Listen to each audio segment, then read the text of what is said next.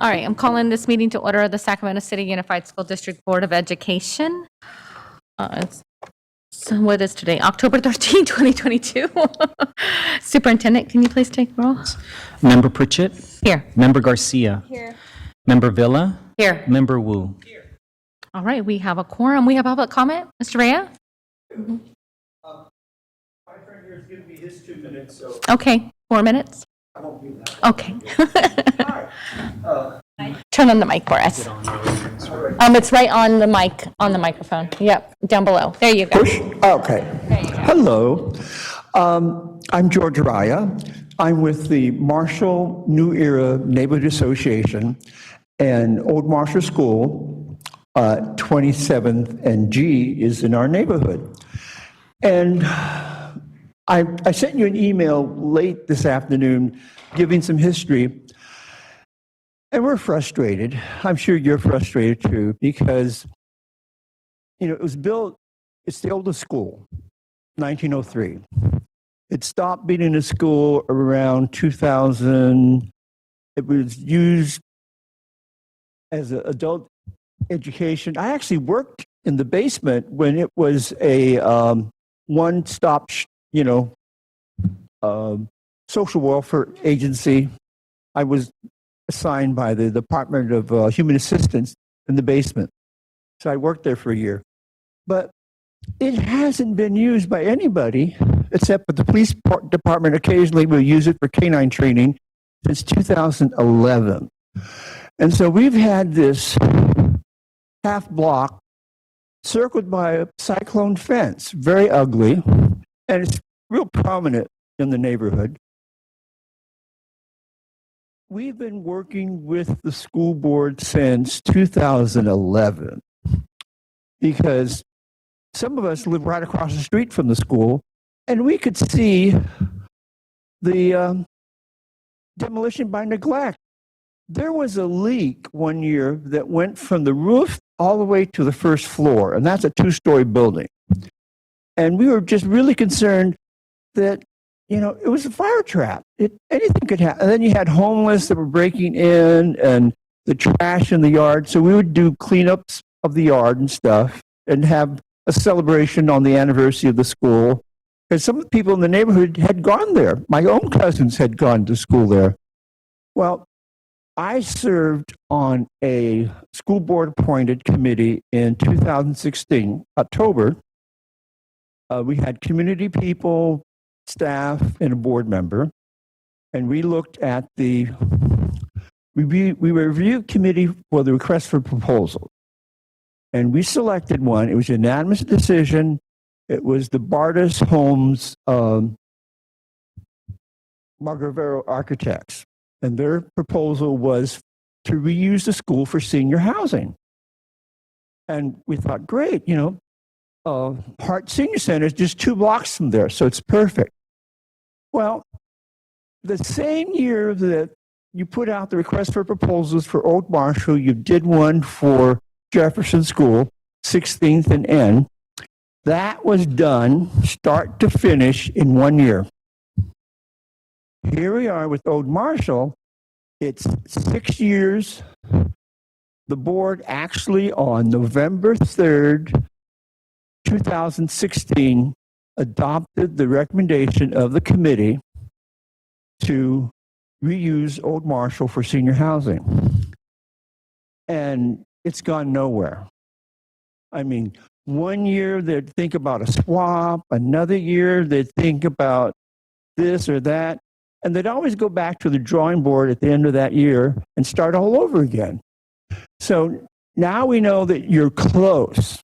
We thought it hilarious that you had to post a notice on the fence that you didn't have the deed and you had to do a court thing to quit claim or whatever. But please, I don't want to see another board election where we have to educate new board members on the history because, it's very time consuming. And having to bring people up to date, I'm amazed that the developers, Bardas and Margarvero, are still hanging in after 6 years. I would have given up. Thank you, Mr. Ryan. Okay, so Thank Please, as soon as possible, vote a contract, sales and purchase agreement. Thank you. Thank And you. again, I say No other public comment. We'll move into close.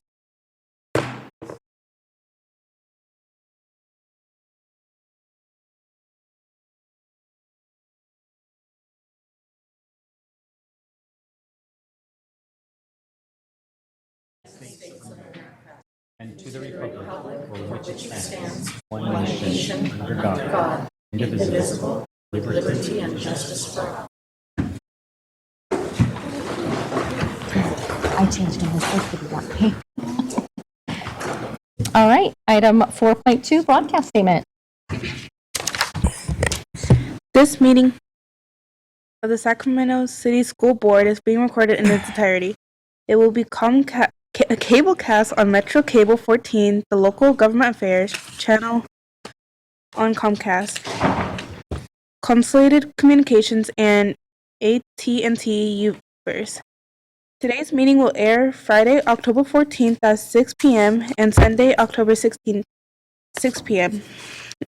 It will also webcast at metro14live.saccounty.net and can be viewed on Metro Cable's 14 YouTube channel. We welcome members of the audience to address the board. Please complete a speaker form located in the back of the community room and give them to our communications representative, along with any handouts you may have for the board prior to the conclusion of the item's presentation. Please speak into the microphone when addressing the board and state your name for the record. Please limit comments during public comments to items that are not on the agenda. If you do comment on an item that is on the agenda, we will ask that you please defer your comments till your item comes up on the agenda. Please turn off all cell phones or place them on silent or vibrate. Perfect, thank you. Item 4.3, student stellar. Stellar student. I have the pleasure of recognizing Cody Jaden Maliksky, a fourth grader from Golden Empire Elementary. I have a little something if you want to come up to the podium. All right, Cody is a fourth grade student at Golden Empire Elementary School. His favorite subject in school is math. His hobbies include swimming and kicking soccer balls. In the future, Cody aspires to become an Olympic swimmer. Cody is also known to be a great friend with a caring and warm heart.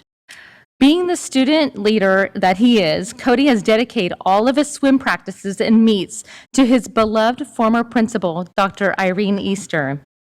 He chose to dedicate his swims so as to the work his muscles in a way that Dr. Easter wasn't able to any longer.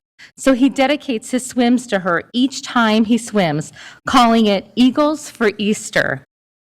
In addition, Cody decided to bring awareness to ALS and raise $3,000 in Dr. Easter's name to donate to the school she loves so much, Golden Empire. Cody is an epitome of true love and dedicated to and a dear friend. Thank you so much, Cody. I know you've been just a hit on Facebook, and I have a quick question for you. Is your GoFundMe account still open? Probably, yes. All right, if we can please get the link, and I'll share it with all of our fellow board members, maybe we can all make a donation to Dr. Easter. Would you like to say a few words? Yes, please. Go ahead. I'm grateful to be here and talk about my former principal, Dr. Irene Easter. She was not only a principal, she was family to me. I got to spend time with her and see how her ALS hurt her. It made my heart hurt, and I wanted to do something to make her feel better. My mom and I started Eagles for Easter, and I dedicated all my swimming, my muscles, and my third grade year to her. It was so cool to see her excitement as I was swimming laps and raising money. In total, I swam about 40,875 yards, 1,635 laps, and raised $3,500 for my school. I'm grateful for my dart coaches who taught me all the strokes, helped me grow stronger, and believed in me. I am grateful for my mom for supporting me in everything I do and helping me reach my goals. But mostly, I'm grateful that I got to know and love Dr. Easter. She will forever swim with me. I'm in Eagles for Easter for life. Aw, congratulations.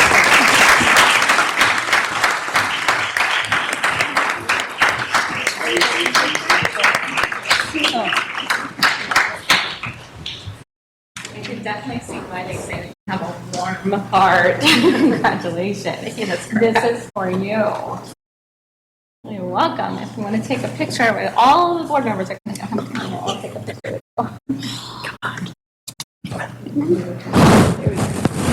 Oh, out of your face. There we go. Are we ready? Got it. All right. Congratulations. Here you go. Congratulations.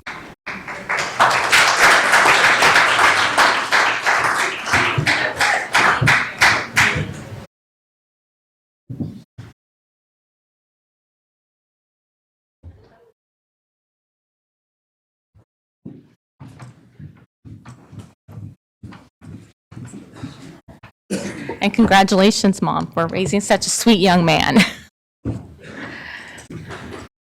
All right. Item 5.0, announcement of action taken in closed session.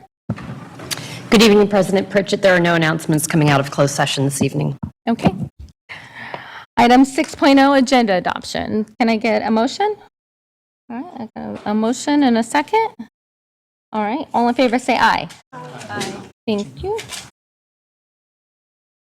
Oh. I didn't see.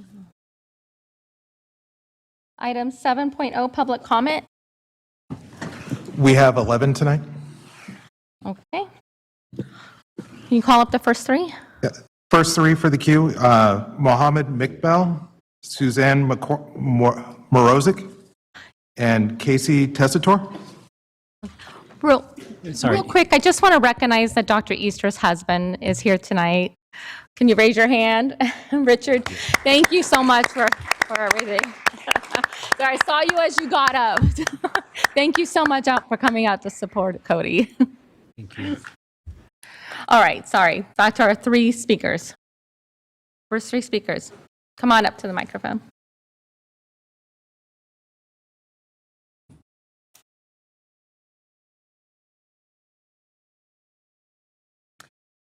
You want to hit the button right there. Yep. All right, now is it on? Okay. Yes.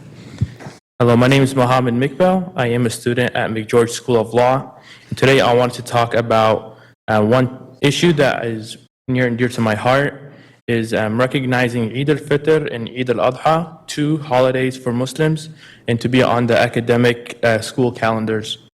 Many Muslim students are forced to choose between celebrating these holidays with their families or to go to school. By recognizing these 2 days on the academic calendars, students will be able to celebrate their holidays without missing classes. By recognizing these holidays, we will be enabling Muslim students to be proud of their identity. Thank you for your time. Thank you so much. Next speaker.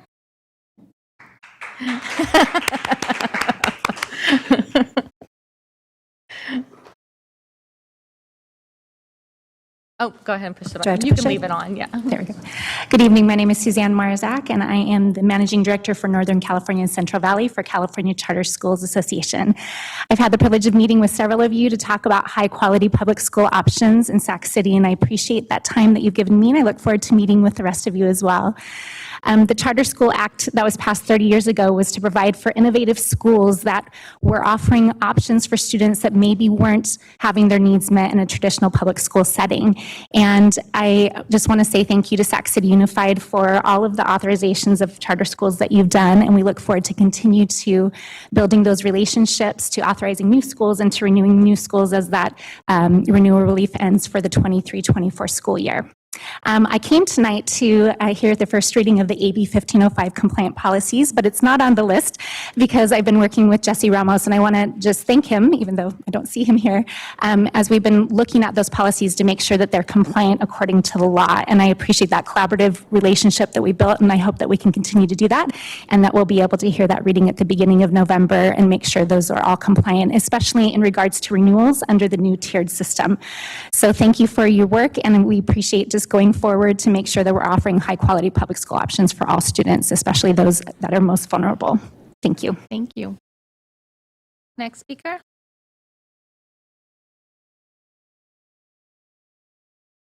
Good evening.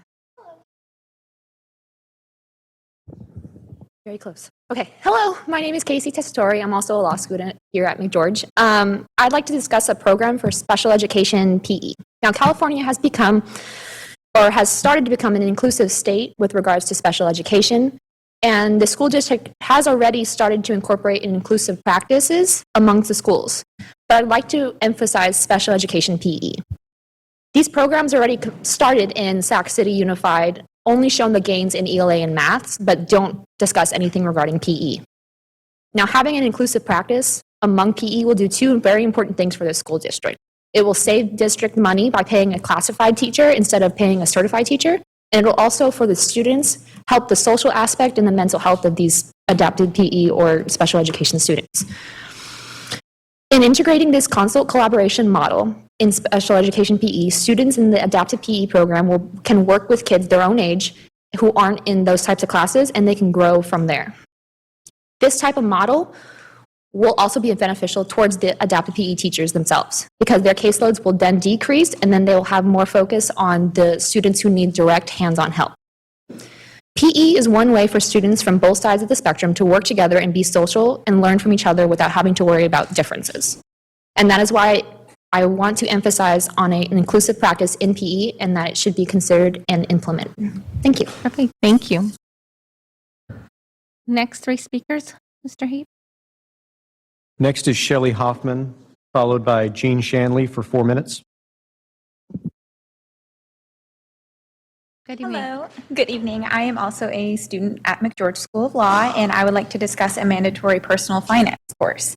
While reading what your district values, you value learning, growing, and students reaching their greatness. And the first thing that came to mind was what I wished I would have had in my district in high school.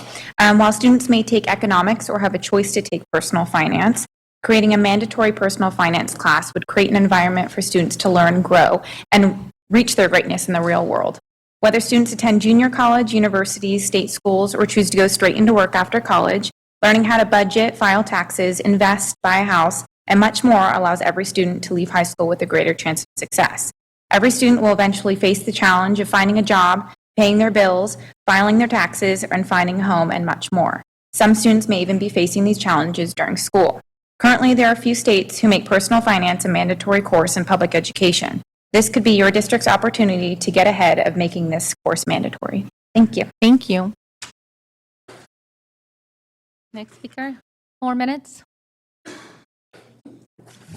Thank you.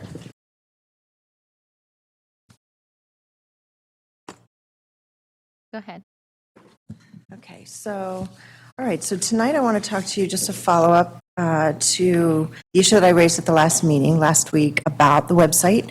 I went on the website and I saw that there's a nice, clear, bold statement when you click on health and safety that talks about how SCUSD is not currently requiring vaccination or testing mandate for students and staff, and testing remains widely and readily available to those who need it. So I appreciate that there's a nice, clear statement there.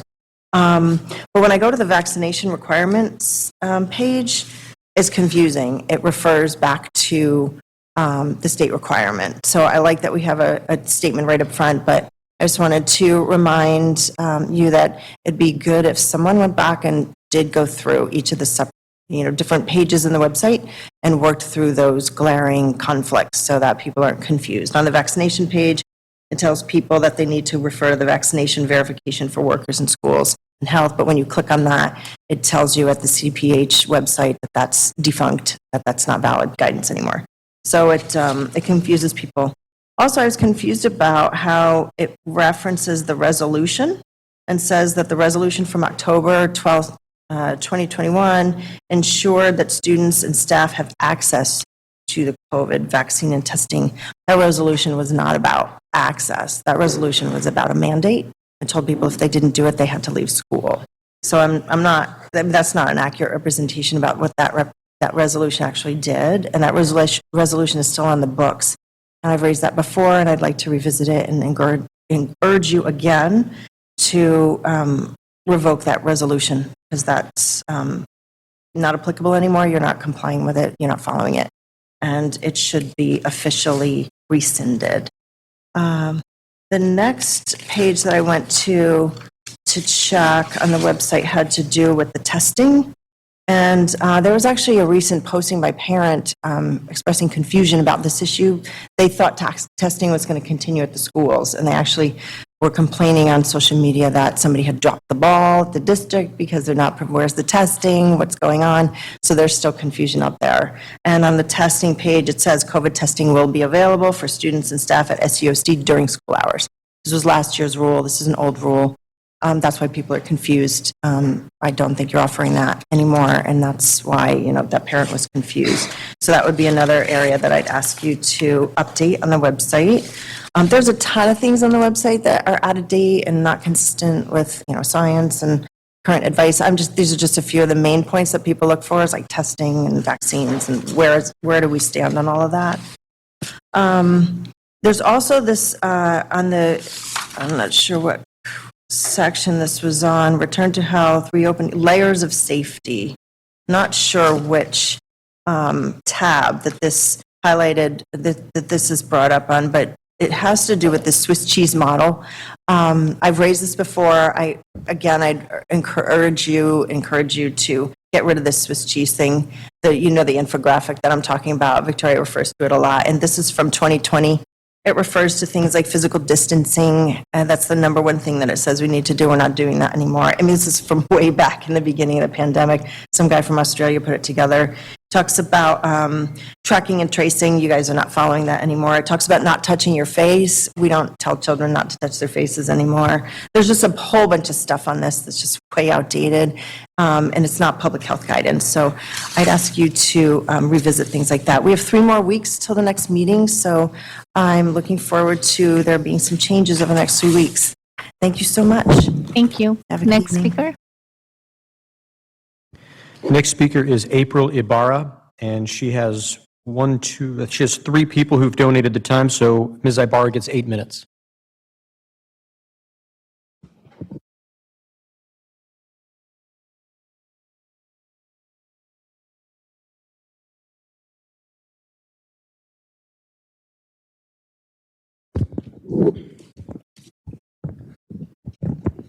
Good evening.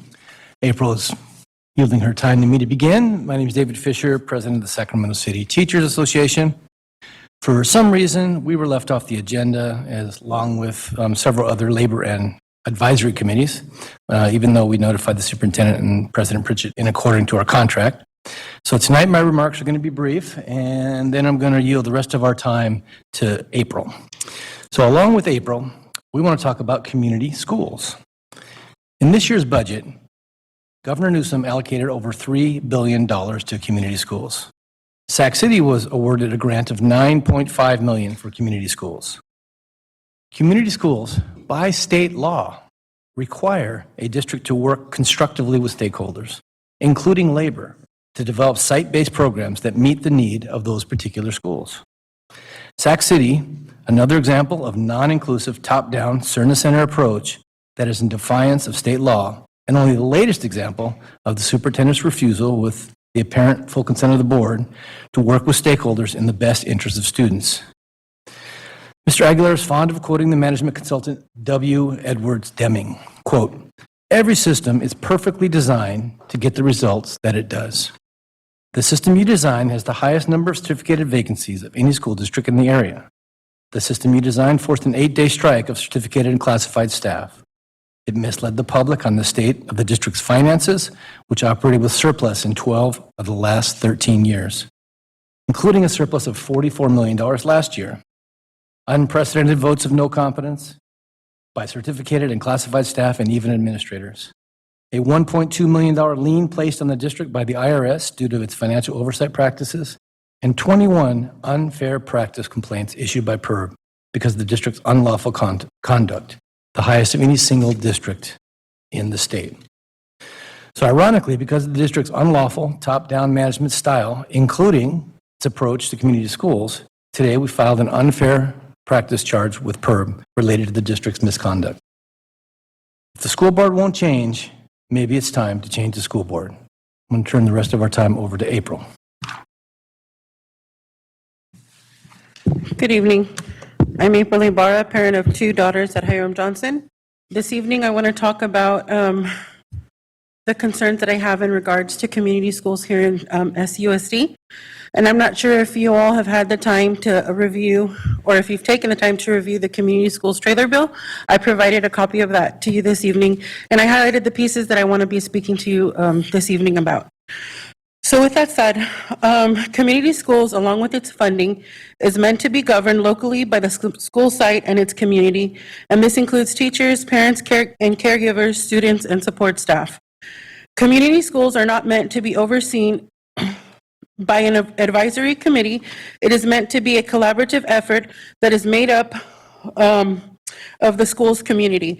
In previously expressed concerns to the board, the superintendent and the board president proclaimed that the LCAP committee is the community engaging party of SUSD's community school initiative.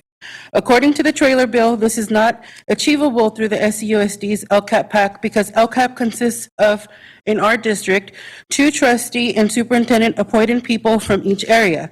It is not specific to the specific community receiving the grant funding. LCAP does not include classified and certificated staff. Therefore, the LCAP is not reflective of an authentic and collaborative effort in the shared decision-making of a community school in California. Unless SUSD makes its LCAP an actual collaborative and all-inclusive committee, the LCAP is not as collaborative as it proclaims to be in the community schools grant application. In order to do so, you would need to also allow your labor partners to appoint 2 members, so that would mean 2 for CTA and 2 for SEIU. Teachers should be working collaboratively as part of the leadership of community schools. SUSD is also in violation of labor practices with its labor partners because through the community schools, it does change the working conditions, and according to labor laws, which is also why I'm including it and saying that collaborative is imperative. Partnering with SCTA, the local chapter of NEA, which is a hub for community schools in California, would allow the opportunity for CTA to support the cost of professional development and other resources, which is also in the trailer bill. Again, NEA is one of the hubs along with others in Alameda County. We are spending money to contract outside agencies when California has the resources available through its hubs specifically for implementation. SUSD reports that it has contracted with LPC Consulting Associates, LLC, to evaluate the work in SUSD and assessing the progress towards its community school goals. One of the reasons that I know was mentioned that we hired our superintendent was because of his experience and knowledge with data and research. Why are we spending money to contract outside sources if SCOE could be providing assistance in the data collection, surveys, and research? Because in the trailer bill language, it states that the County Office of Ed will receive funding to do this.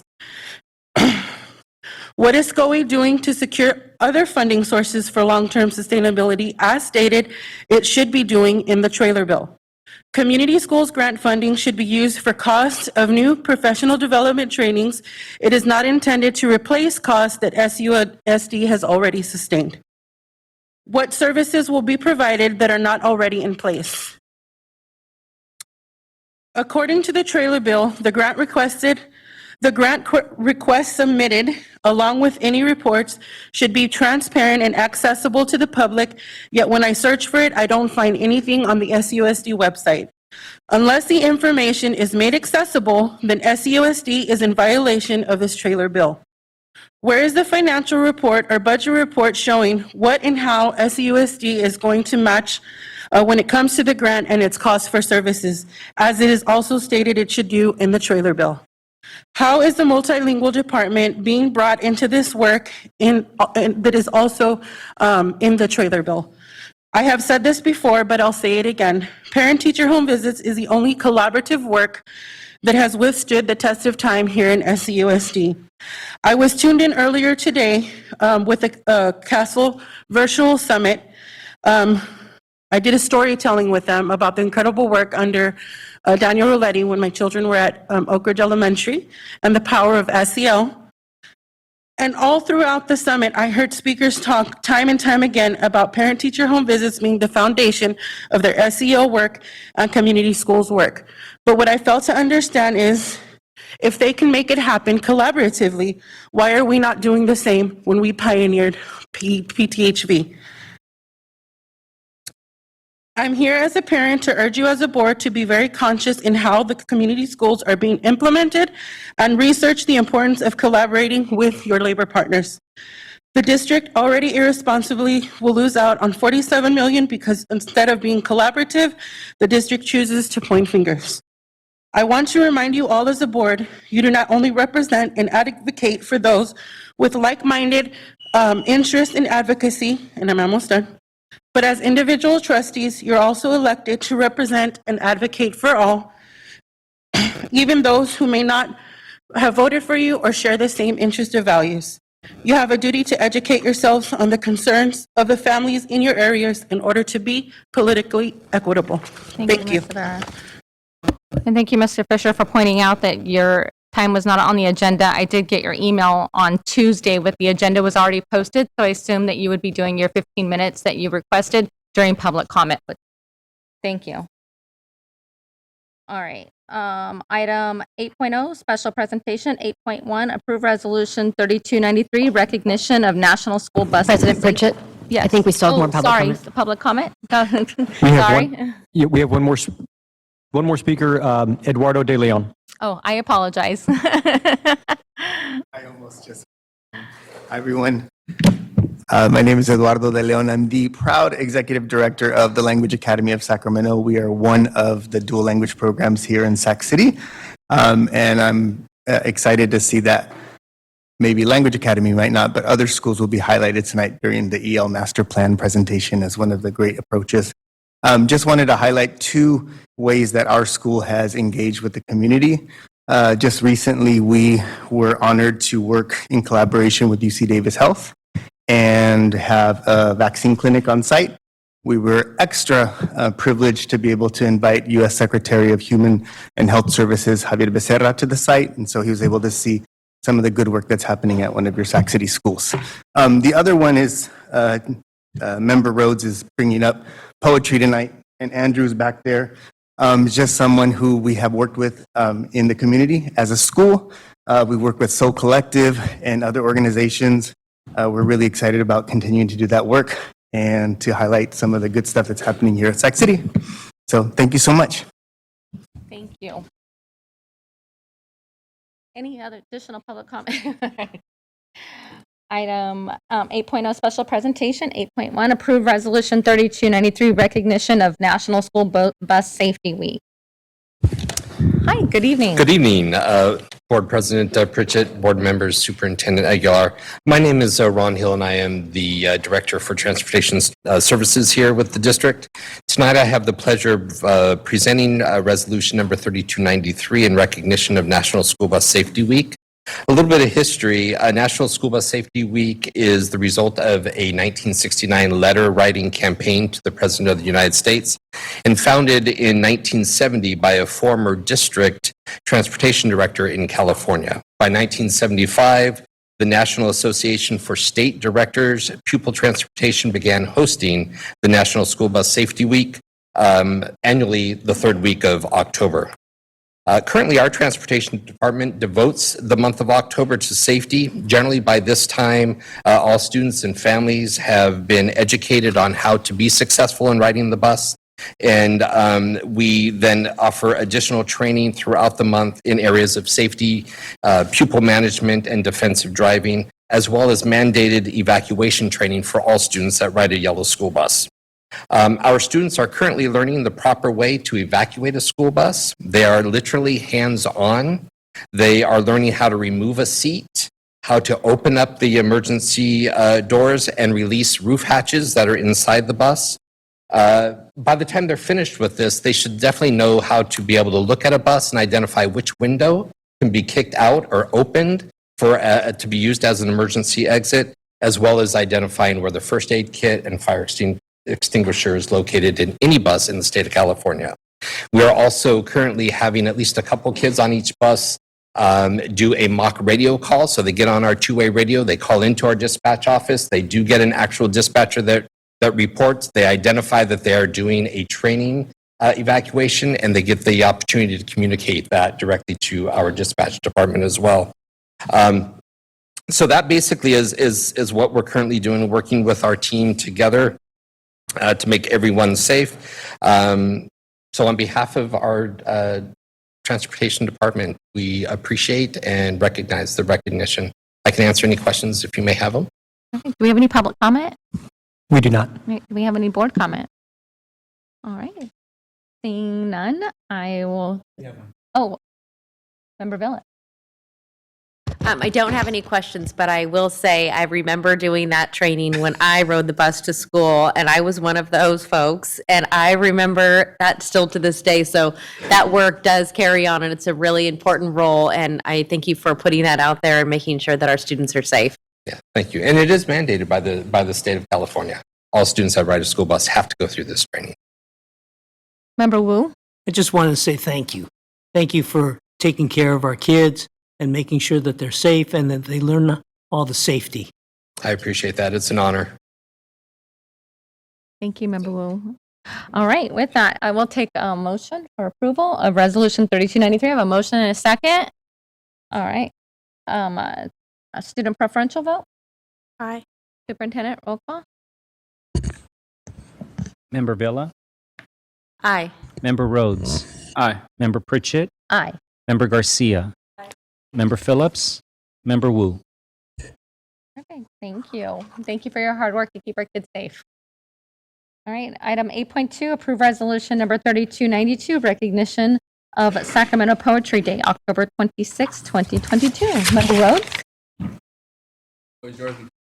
Thank you. Good evening, board members, superintendent. Thank you for giving me the opportunity to introduce Member Rhodes' Poetry Day resolution. I am not Dr. Shannon Pella or CJ DeAngelis, our VEPA coordinator. They were not able to be here today, so I'm here in their place, sharing with you that October 26th is Sacramento Poetry Day, which was named in 1986 by Mayor Ann Rudin to honor our local poets. So it's my pleasure to introduce Member Rhodes to share the resolution with us this evening. Amazing. So as I share this resolution, can we have our Sacramento Poet Laureate Andrew Defy to come up as well? And I'll share the resolution, and before we have public comment and board comment, he'll also share a poem with you guys today. So as I'll read the whereas, and then afterwards he'll share a poem, and then we'll go from there. Okay, whereas poetry exists in the breath of all cultures, a bridge between our ancestors and our children, whereas poets have always been sought after for insight in ourselves and hope in dark times, whereas poetry is scientifically proven to benefit the mind and body when felt by the heart, whereas poetry is art, language, history, science, and math, whereas Sacramento is the capital of California and sets precedent for art, the arts, and artists worldwide. Whereas Sacramento Poetry Day was declared in 1986 and given new life by Andrew Defy, the city's youngest poet laureate, in 2022 as part of his American Academy of Poet Fellowship. Whereas Sacramento values and protects poets because Sacramento appreciates how poets enrich and protect our city. Be it resolved, October 26th, every year Sacramento Poetry Day shall be recognized and celebrated across SUSD for the district and supported by the district as gratitude for the daily work of poets due to heal, empower, and inspire Sacramento.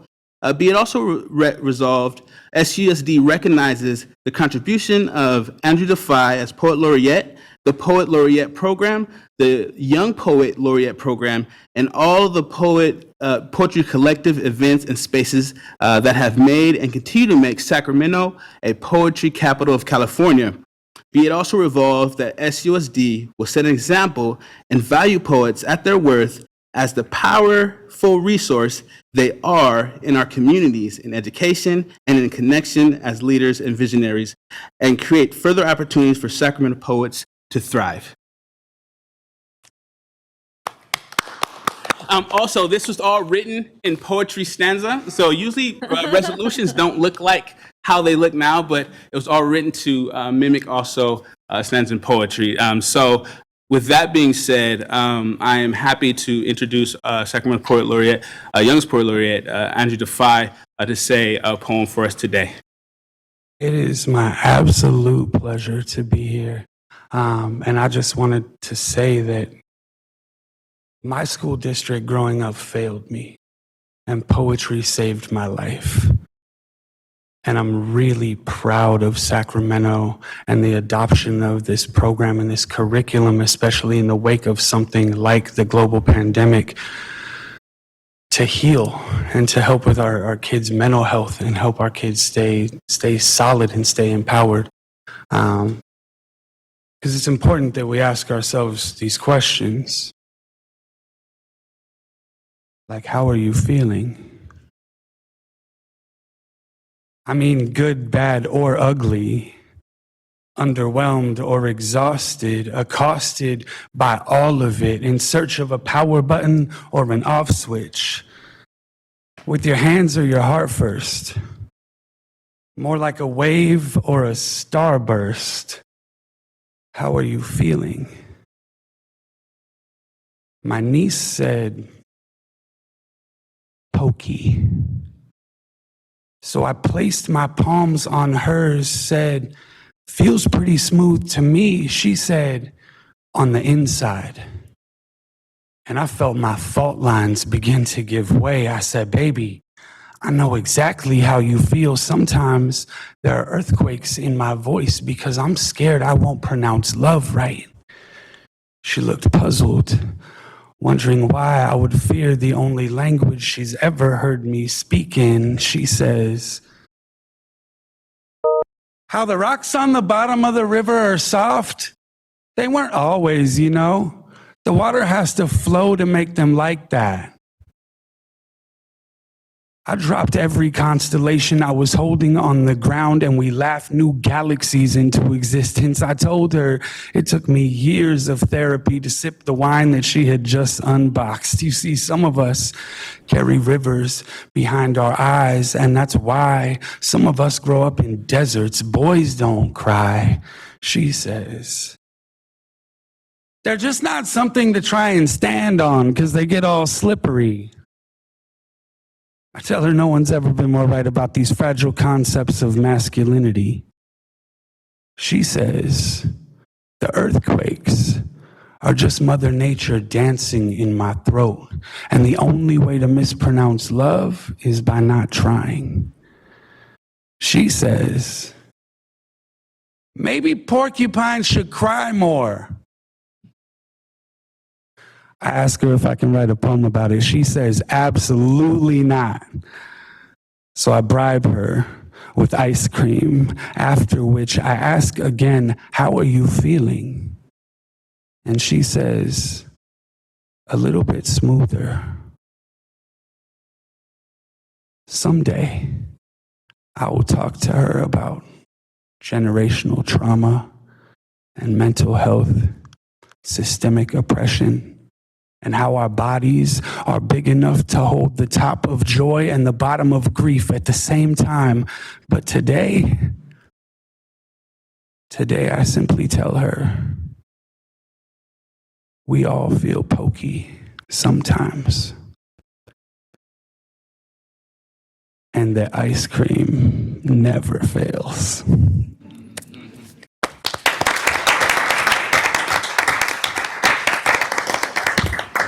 Thank you to y'all. Thank you to all of the teachers. Thank you to everyone who's made Sacramento Poetry Day happen.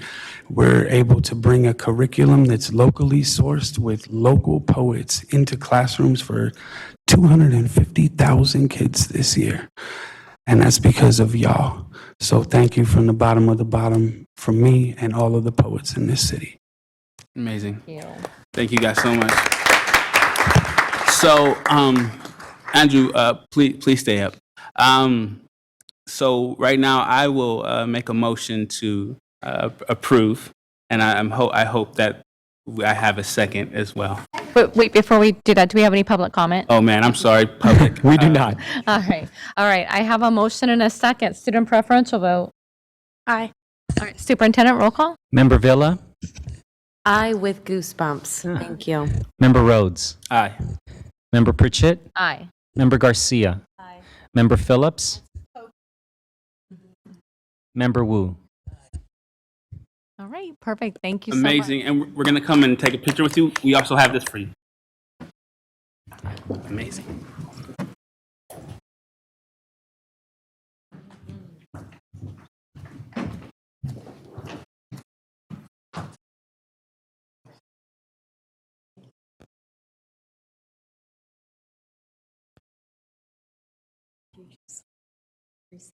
Yes. Yes. Very much so.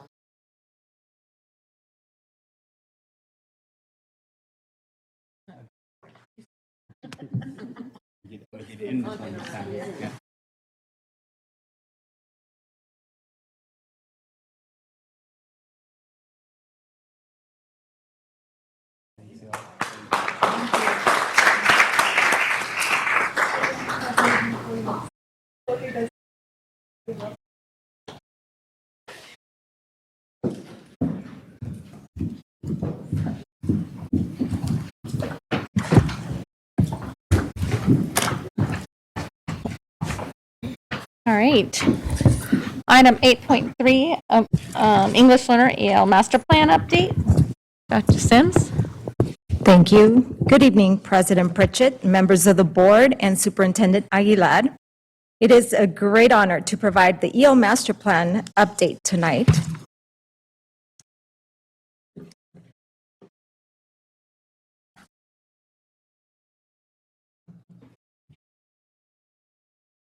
Is it on? It's probably because it's not on. I am so sorry. Our core value and guiding principle continue to remind us that our everyday work, actions should align to advance emerging bilingual student success as we continue to interrupt inequitable actions, policies, and practices. So you will see this slide in all of our work as far as we're concerned from a multilingual perspective.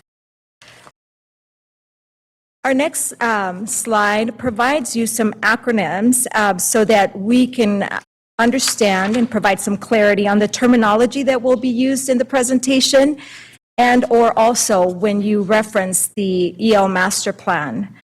The EL Master Plan, for your reference, was also copied in paper. There's 3 copies, but it is also electronically provided in linked to one of our web pages, and so you will be able to access that, and you already have access to it. The public does. In the acronyms, we see the acronym EBS, and that is in reference to emergent bilinguals. And so I want to bring some consciousness in regards to why now emergent bilinguals and not English learners. We've been using the word emergent bilinguals, the terminology. This term is centering on assets-based approach, denoting that English learners come with funds of knowledge, rich culture, language, and some learners even with multiple languages. So throughout the presentation, you will hear me say, emergent bilingual, I am referring to English learners. Or you will see EBS, and that refers to emergent bilingual student. So it is also important to understand the work ahead of our emergent bilinguals. We need to see through a macro perspective who they are, So who are we providing service to? And we're providing service to approximately 8,100 emergent bilinguals, 3,844 from elementary, 1,845 from middle school, and 2,431 from high school. And so you can see here that the colors distinguish those segments. We also want to recognize the diverse languages we serve. Our top 7 languages spoken are Spanish, Hmong, Chinese, Marshallese, Pashto, Vietnamese, and Russian. However, we also serve a total of 47 languages. And so this slide here provides some context as to how many of our students speak that language. So it gives you an understanding that our emergent bilingual students are very diverse. One of the fastest growing languages is Pashto and Dari, which is a result of the increased number of refugee students enrolling in our district. So that's just to give you some more context as to who we serve and why this work is important. In addition to understanding diversity, we also recognize that we have a legal and moral obligation to serve our learners. The next few slides are laws, propositions, and landmark cases that set the foundations for districts to serve emergent bilingual students. And I'm not going to go through each and every one of these, but these are for your reference so that you can have that information.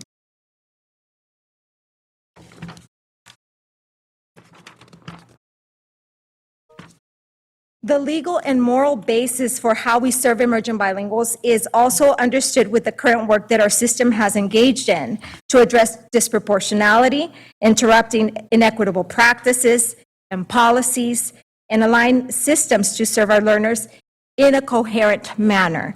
And so I want to bring you to the problem of practice. For this reason, we center on our problem of practice that acknowledges our failures as a system and provides clarity on current ELA and math achievement rates for students, which include emergent bilingual students. So our problem of practice underscores the importance of understanding and implementing high-quality Tier 1 instruction with a multi-tiered system of supports, or MTSS. And so you will see this slide again and again because this is the work that we are engaged in to support our emergent bilingual students. Part of the update, today's update, is what we are doing currently to support that basic program for our learners. It is also important that as we implement the English Learner Master Plan, we think through the lens of MTSS and understand the work that will develop and implement through the Professional Learning Plan as we define high-quality instruction and empower leaders and staff to work on establishing instructional frameworks that drive the work for emergent bilingual students collectively and collaboratively. And by that I mean, we're not working as a standalone department. Yes, we are a standalone department, but we are not. We are working collaboratively with the Curriculum and Instruction Department, also with other educational partners and leaders, helping us work through the work that we have ahead for emergent bilingual students. So this visual here that you see is really what started the creation of Phase 1 of the English Learner Master Plan. This was achieved through the guidance of the English Learner Master Plan Playbook, the California Department of Education, which is CDE, and SCOE. This visual represents the 4 areas or 4 components, I should say, that are addressed in the current plan, and moving forward will serve to guide the second phase of this, which we would look at this second phase as more of a transformational phase with all of the work that we're doing collectively. So the first component is understanding and bringing forward the equitable, coherent, and sustainable systems. This is really encompassing the commitment and purpose of our district, of all staff here present and those that are not, responding to diverse learners by understanding that we have to identify, place, and reclassify students in order for the students to advance. Also understanding that there's program options that parents have rights to, and that these program options need to be communicated to them clearly and transparently. In addition to that, understanding that we have to have 100% of our staff, and I'm not kidding you, 100% of our staff highly qualified to teach our students. And so when we talk about that, I want you to know that currently we, as a department and collaboratively with other departments, are working closely to strengthen our collaboration with, for example, the Curriculum and Instruction Department team to participate in leadership team meetings, other related meetings to develop that common vision in order to serve our students. We also recently updated the parent and student handbook to make sure that parents understand what their program options are. We're also translating the EL master plan in the 5 top languages. Right now, we only have the one in English uploaded to our district website, but soon, as soon as those others are ready, those will be uploaded as well. So the correlation of these equitable and coherent systems go with Chapter 1, 2, 3, and 6 of the EL Master Plan. And currently, one more thing that I wanted to add is that we're also working with 7 schools that are up for FPM review or Federal Program Compliance Review. And so we're working very closely as a department to make sure that we are meeting those federal requirements, but at the same time, ensuring that every single school that serves 21 or more English learners or any English learner understands what rights the students have and what they need to do to ensure that we're serving them appropriately. So I want to bring us to this slide here, because one of the pieces that we're also doing is our work involves professional learning with a multi-faceted process or approach. And so we also, as I mentioned earlier, are working very closely to ensure that our professional learning plan is centralized professional learning for all, that we also have site-based approach and a targeted approach to ensure that we're serving students at every level. And so to provide you more of a visual with the MTSS model, you can see here that our tier 1 would be our universal offerings. That means that we would offer, for example, ELD designated as a professional learning option so that all schools have access to that, or everyone, right?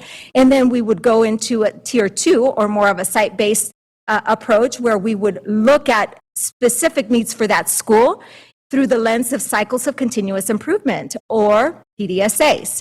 And then finally, when we look at targeted support, we're looking at really district-defined areas of need and focus to make sure that we're meeting the needs of our students through this process. Our third component is accountability. And I have to emphasize, when you look at these two areas, assessment and student monitoring and program monitoring and evaluation go hand in hand. One of the most important aspects of what we do and why we do it is because of this. We are currently working on establishing coherent systems to support student assessments, to assist in the monitoring of emergent bilingual students. We are partnering with departments, as I mentioned earlier. And one thing I want to underscore is that our school sites use formative assessments with greater frequency to continuously adapt instruction. However, there is a need to administer assessments at the district level to continue to reclassify students beyond the first wave of reclassification. That is an issue because when we don't have those assessments, it's very difficult to reclassify our students beyond November of every year. What you see here are monitoring how we as a department identified metrics. We've identified student level metrics and site level metrics that we would like to collect and analyze to identify areas of need, of course, with our superintendent's approval. And so in our next EL Master Plan update, we would like to bring back some of these metrics. We are currently collecting information, for example, on the number of schools that have active ELACs and the number of schools that have a DLAC representative present at our DLAC meetings. Our first DLAC meeting is scheduled to be held on Wednesday, October 19th at 5:30 p.m. You are all invited to attend. It is virtual. But these are some of the metrics that we are looking forward to collecting and then bringing back to you. Our fourth and final component of the EL Master Plan framework is family and community engagement. These two areas, family and school partnerships and district and community partnerships, really are the work, the heart that helps us beat in multilingual.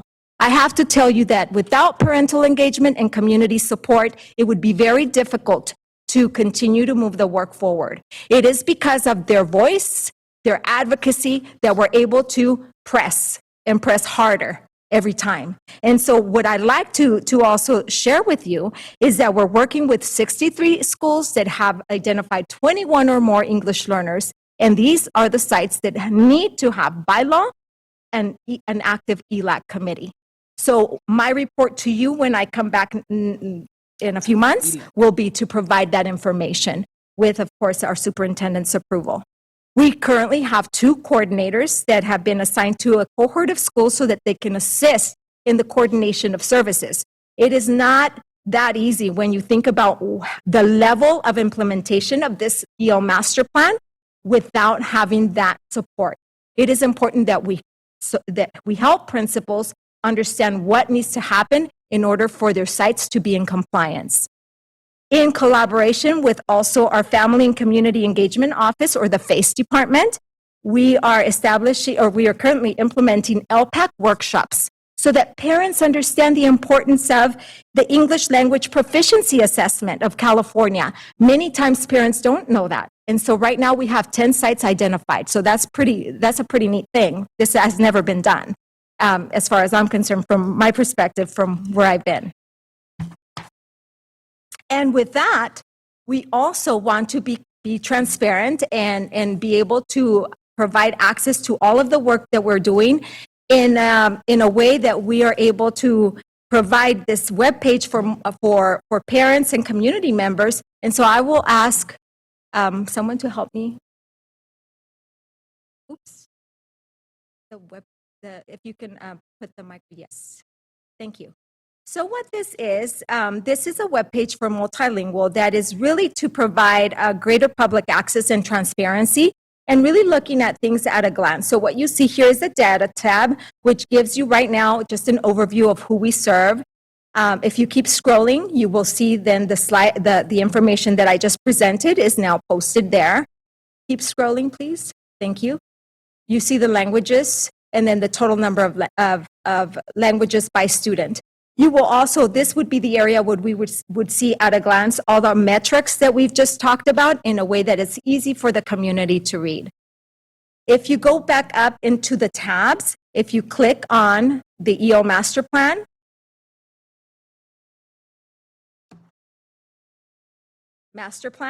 up where it says, up, right there.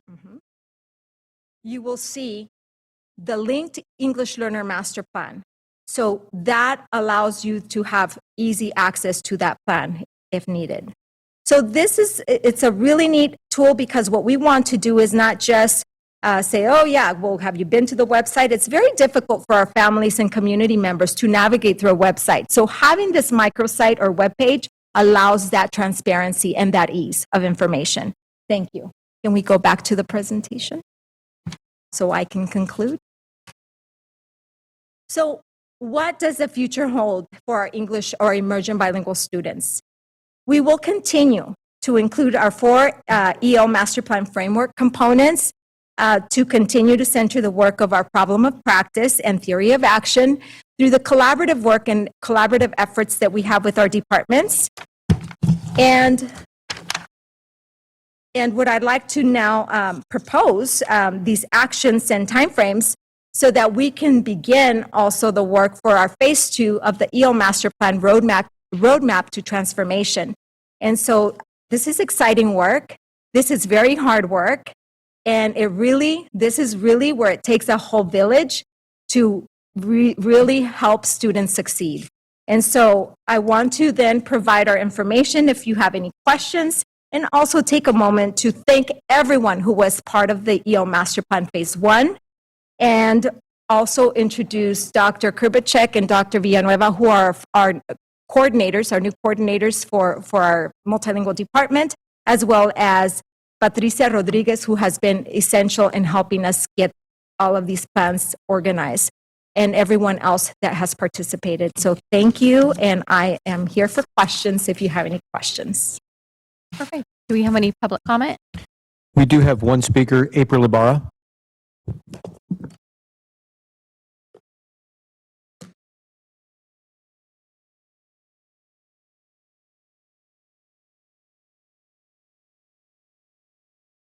Good evening again. I want to thank you, Dr. Sims, for that presentation. I actually joined a training last week with Dr. Sims, and I was very excited to see the progress made with the supports for ELs. And I just want to take the time to say thank you. This seems unreal because for many years I advocated alongside some fierce parents like Teresa Hernandez and Laura Rios for this day. So this gives me hope. But I just want to take the time to recognize that there's other people in the department.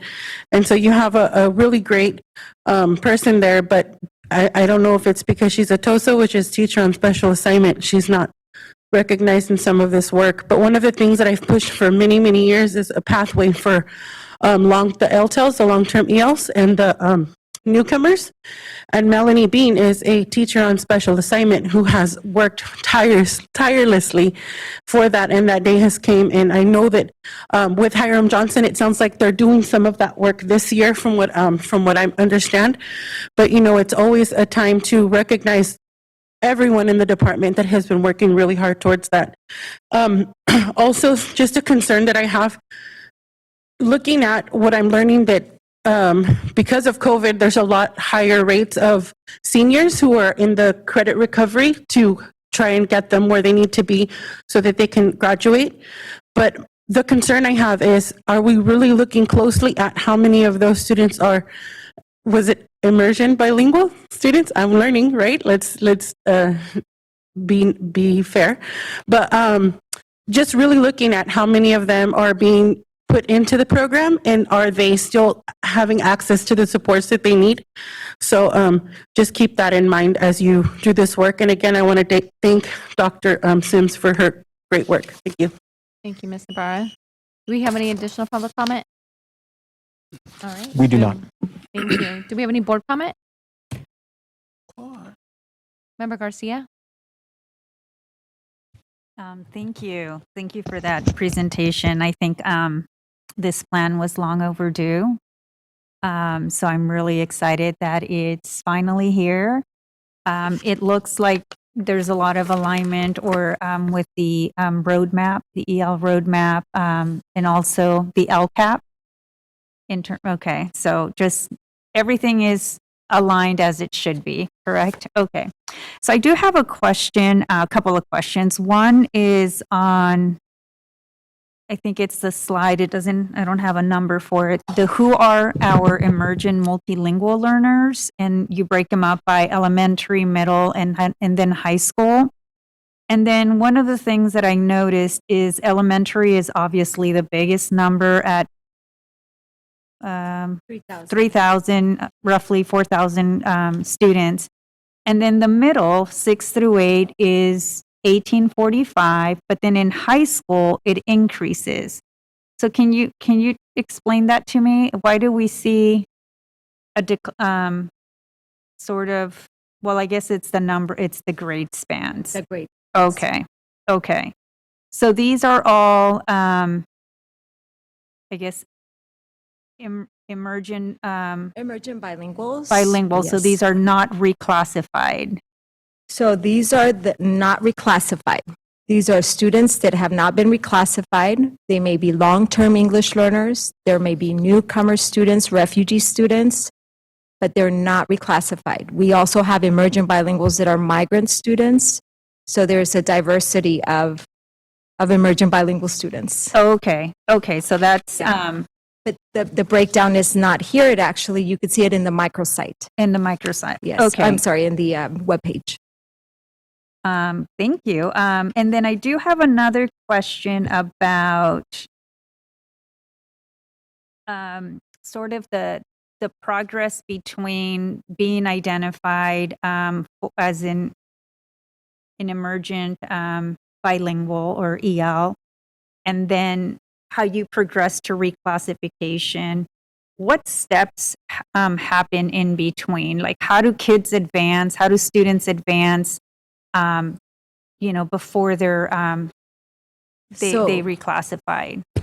At the time of enrollment, students or parents fill out the home language survey, which then signals whether or not the student should be assessed through the initial LPAC. 30 days from the time of enrollment, students need to be assessed. From that point on, if the student is identified as an emergent bilingual student, they are immediately, they are coded, and then they are to have ELD instruction from day one, right? From the day of being identified. Then they take the summative LPAC between the months of February through May, which would then indicate whether or not the student has made progress to be considered. But there's other elements for the reclassification. There's 4 areas of 4 criteria that they would need to meet. And one of them is LPAC. Another one is CASP, the CASP assessment. Another one is the teacher feedback and the parent feedback. But there's also the assessment piece that requires the schools to have an assessment that would indicate whether or not the student is ready to be reclassified. And it has to be a normed assessment that is able to compare the emergent bilinguals with their peers.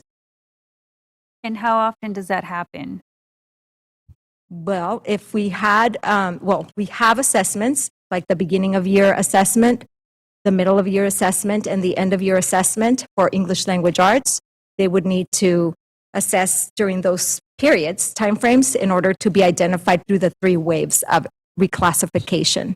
Our first wave, and we name it wave of reclassification, is in November. That's coming up.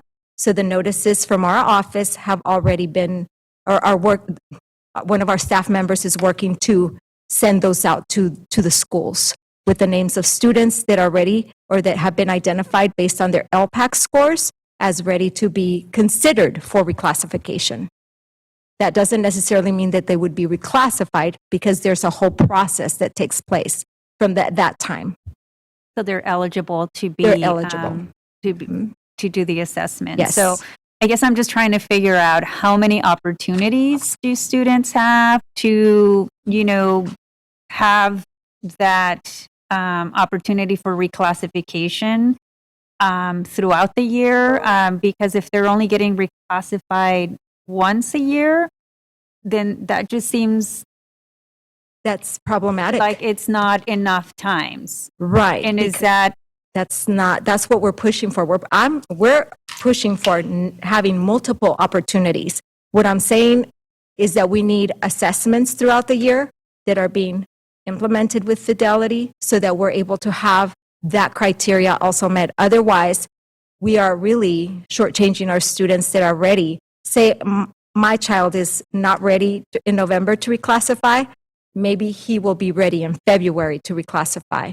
And we should have an assessment available that we can use to then reclassify that child. absolutely. I just, yeah, it's just, I feel like we're neglecting students' opportunities. And Is that goes to what I started with. That's what we're trying to interrupt, but it's difficult, right? Some things are just out of my control, locus of control. But however, we're still informing community of what needs to happen, because that is the law. The law says that we have to reclassify students. And if we don't follow the law, then Well, what if we're out of compliance with the law? I mean, what happens? We can be sued. Okay. And we lose funding too? And just Yes, Title III okay. funds, if we're not using to supplement supports and services for students, And when students are not being supported with the base programming, and reclassification is a base program, then that would be a problem. Okay. And you mentioned some sites that will be using the more frequent assessments, or Some sites are already using Okay. frequent site-based assessments. What I was referencing is district-level assessments with Fidelity. We just currently don't have that. Okay, that practice. Yeah. Okay. And then just last question is, you mentioned, I think 10, I don't know the number of sites, maybe it was 6 sites. It was for the federal monitoring program. 7? 7. Is it because there was something that was out of compliance, or I know that, you know, there is oversight and accountability. So is there something that just, No, these sites are selected by CDE. They Okay. just tell us this year it's your year for FPM, English Learner FPM, and these are the sites that we will be reviewing. And so we have just completed the trainings for the 7 sites so that they understand what components we will be looking at, what evidence we will be collecting, and we're basically going to continue the conversation and be able to share with them examples of what we're looking for, go and make those, site visits so that it's clear what is needed, so that there are no questions. Our goal is to ensure that we don't have any findings. This FPM will take place in the spring. okay, so it's part of the review, and It's part of the the review. sites are randomly selected. Yes. So, and my last question, because this has come up before, I've reached out to some of the school sites that I'm familiar with that I know would, by virtue of having 21 ELs or more, they would have to establish an ELAC. But often what I hear is that it's very hard, right, to recruit parents to form an ELAC, and then finding parents that are parents of an English learner and emergent bilingual. So the question is, could another parent from the school side be part of that ELAC, even though they don't have a child that is an emergent bilingual? So just so that there's something at the school site, because there is a strong representation of ELs, but it's just hard to recruit, parents to be able to volunteer in this capacity. And if they can't have a standalone ELAC, can it be part of this school site? So, I mean, you get these questions often, like trying to maximize the volunteers that are already on site. Yes, thank you. I appreciate that question. It actually came up in one of our trainings. The law says no. The law states that we have to have parents representing their emergent bilingual students. So if I serve in a school with most of my emergent bilingual students of Hispanic descent, then the parents who serve as the ELAC board need to be representing the percent of students that they're serving at that school. Okay, yeah. And I know that is a challenge, but we are working together, like I said, with like BASE to promote ELAC after the presentations, to motivate, to educate, to go and train schools individually if they need that. If they miss the district level trainings, we're going to go to the site. I mean, we have to keep trying. I agree. Yeah. Yeah. And thank you. Thank you for your passion, because it comes through, and for all this great work to everyone who was involved. So thank you. Thank you. Thank you. Member Rhodes? Yes. Boom, boom. Okay. So, Dr. Sim, thank you for the presentation and the work that you're doing. It's amazing. Before I ask my questions, I think that the work from your department, even with in this year, you've seen a lot of growth, and what we've been seeing in you in that position have taken hold and are steering us in the right direction. So I really appreciate your leadership. Thank you. I think, even this year, my daughter goes to Edward Kimball, Cesar Chavez. All my kids go to that school, right? And this year, my daughter Rosa Maria, she just reclassified. And so it was really cool. Because at my household, we speak Spanish at the house. And my kids are first generation here in the States, right? So I think it's really cool, the diversity of what you see and then how we're looking at it. And I thank you for the work. Now my question is, you said we need to get about 60 schools need an active ELAC, 60 and 63. Based on the the emergent bilingual data, these 63 schools were identified because they have 21 or more English learners. And the law states that any school with 21 or more English learners needs to have an active ELAC. Okay. And then I'm requesting if we can get a list of schools possibly been broken down by trustee area. That would be great. So that we as trustees can also assist with gathering and getting people to be part of ELAC. And so especially we have Spanish as the largest population of emergent bilinguals, and then we have Hmong and things like that. And so we can possibly get community to help do that kind of work, and let us be also the what we're elected to do as representatives of community broadly, and let us help with that. And then also in those 60 schools, I know you guys identified them. Do we know if there's already interest and they just don't have enough people for the group, or is they just haven't even talked about it quite yet? I can get that data. Okay. We're collecting that right now. Okay. And the reason why we know we know some data because the coordinators have been contacting individual schools. And we know that we have 9 schools that have submitted their EL assurances. Yeah. Within those 9 schools that submitted their EL assurances, which is basically a form that says, yes, we have an active ELAC, yes, this is our DLAC chair, yes, we have this, right? We can get that information. This is why I said it's so important to come back to provide that data to you.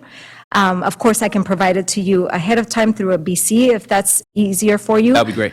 And I can do that with the superintendent's approval, of course. Superintendent, that would be great. And so besides that, just thank you for your work. Your passion does shine through, but anybody who knows you know that you've already been doing the work for a long time. And so we really do appreciate you. I appreciate it. Thank you. Thank you, Member Rhodes. Thank you, Dr. Sims, for that presentation and for all of your staff hard work, you and your staff's hard work on this. I do just have one question. I appreciate Member Garcia kind of shining a light on the reclassification.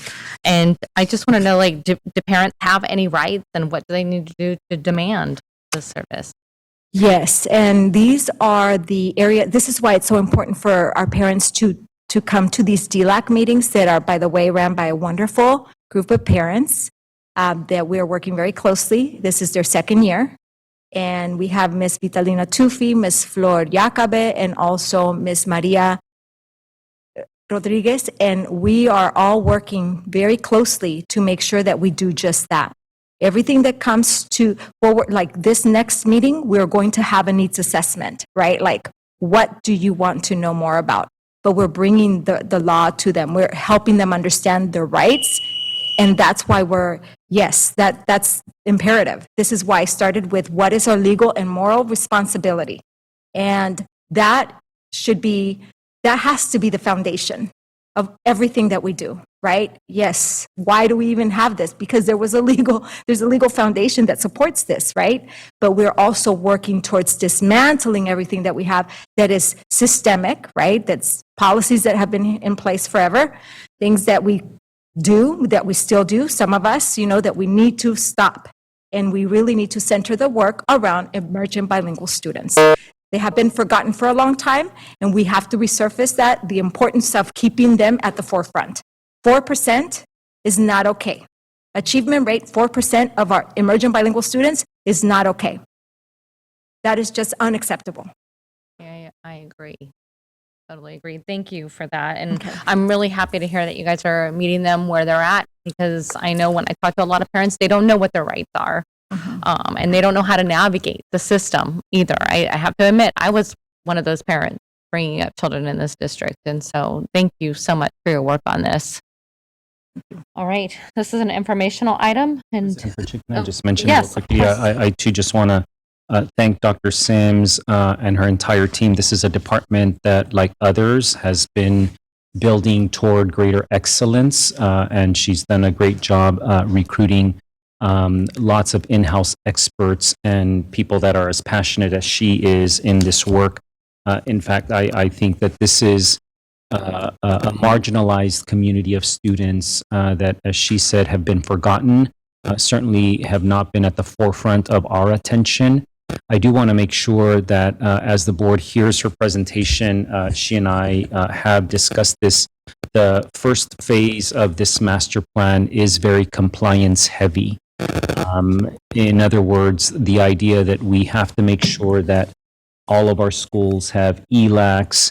There's a lot of kind of regulatory compliance focused initiatives and efforts that are going to go into this first wave of our EL master plan. And as you kind of heard a little bit, this greater integration and interdependence of multilingual services with other departmental work throughout the district then will yield much better results for these students and for all other students. But this is a real focus for us. This is a population that makes up almost 1 out of every 4 of our students, and they deserve a much greater attention.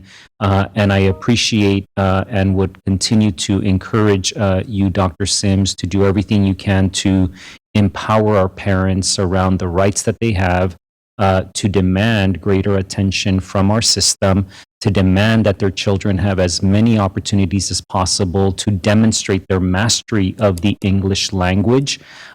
We are still a system that does not allow for the same access and opportunities for students that are still not redesignated and reclassified, and that is then seen at the other end of the spectrum in the classes that students take at secondary level, how many of them complete an AP course across other subject areas. And so I'm just going to encourage you to keep coming back to the board, reminding all of us of what we still have to do for this group of very special students that we're honored to serve, but do everything that you can to empower parents to understand their rights. Yeah, thank you, Superintendent. And thank you, Dr. Sims. Thank you.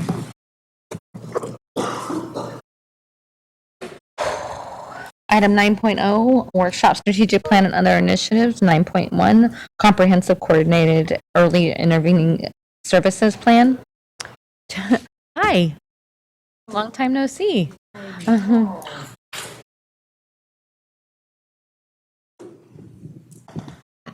right.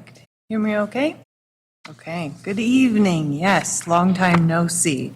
Good evening, President Pritchett. Good evening, board members, superintendent, and SUSD community. My name is Dr. Sadie Hedegaard. I'm your Assistant Superintendent of Special Education, Innovation, and Learning. And I'm very pleased to be here this evening. I am presenting with our Sac City SELPA Director, Giovanni Linares. And we're going to be discussing special education continuous improvement practices, as well as the comprehensive coordinated early intervening services plan. And I am the Vanna. Okay. Perfect. We're grounded. So as we begin this evening, we do so grounded in the district's core value, also its guiding principle. We are going to be very attentive through this presentation to spell out the acronyms, but we also did provide a glossary here for your reference. Now, very similarly to the last presentations and the focus of that topic, often conversations regarding instruction, regarding data management, collaboration around special education are very compliance driven. They are driven through policy, state and federal laws, and also through corrective actions. We're appreciative of the support not only of the superintendent and this board, but the greater community in order to focus the last 2 years on shifting from having a compliance focus to a student focus for our special education department strategic planning.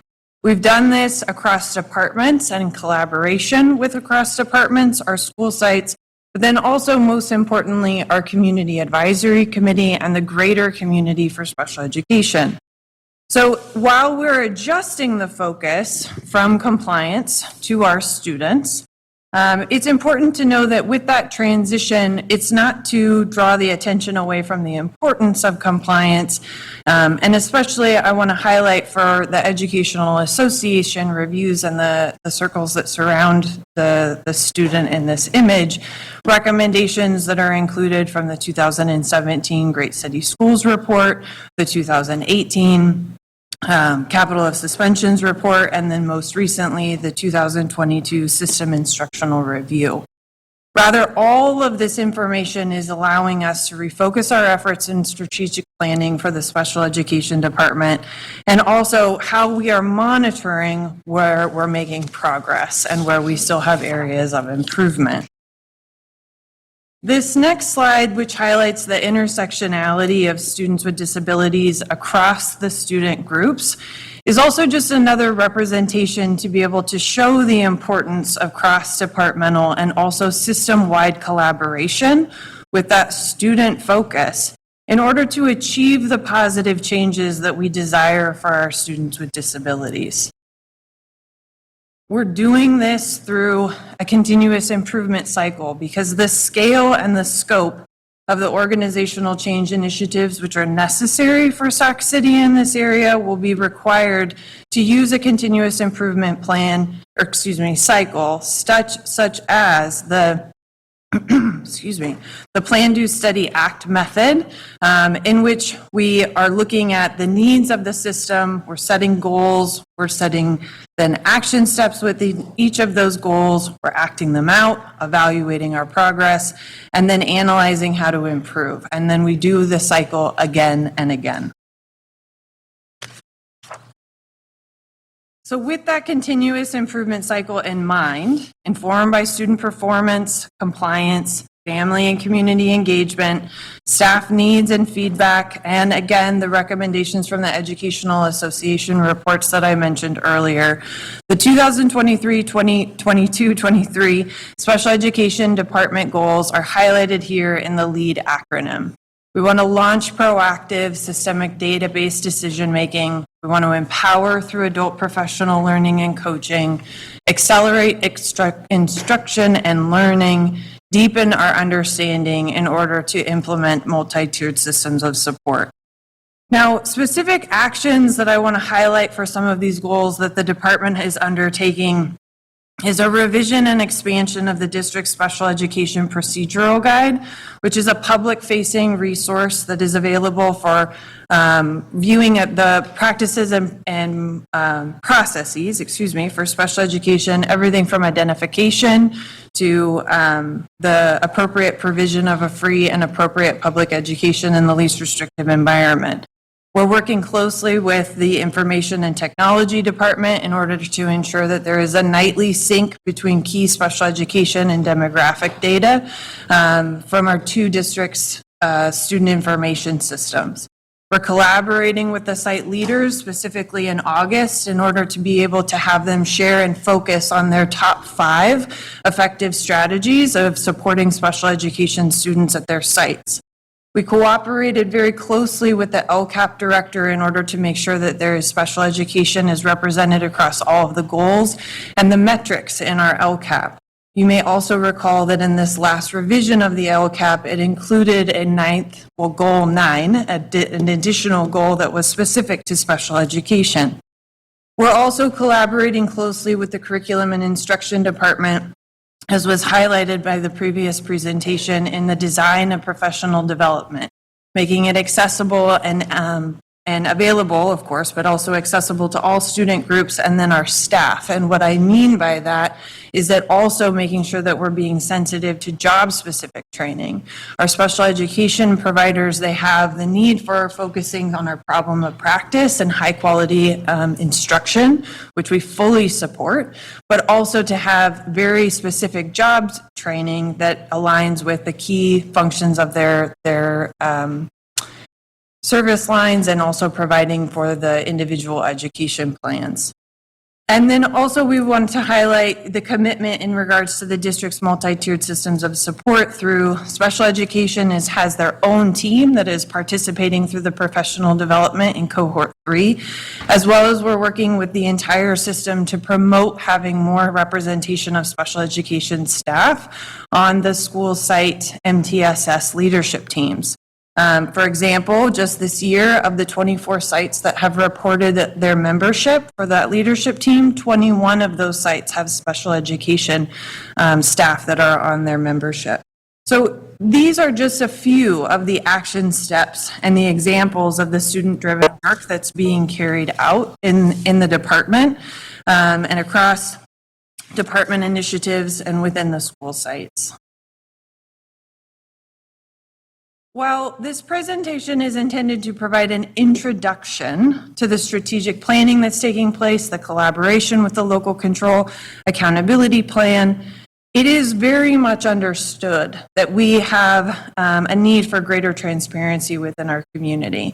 And so I want to highlight this evening that we have partnered with the Communications and also Information Technology Department, not only in order to revise the special education websites and make various resources more accessible to our community, but in that revision, we've included a continuous improvement metrics section.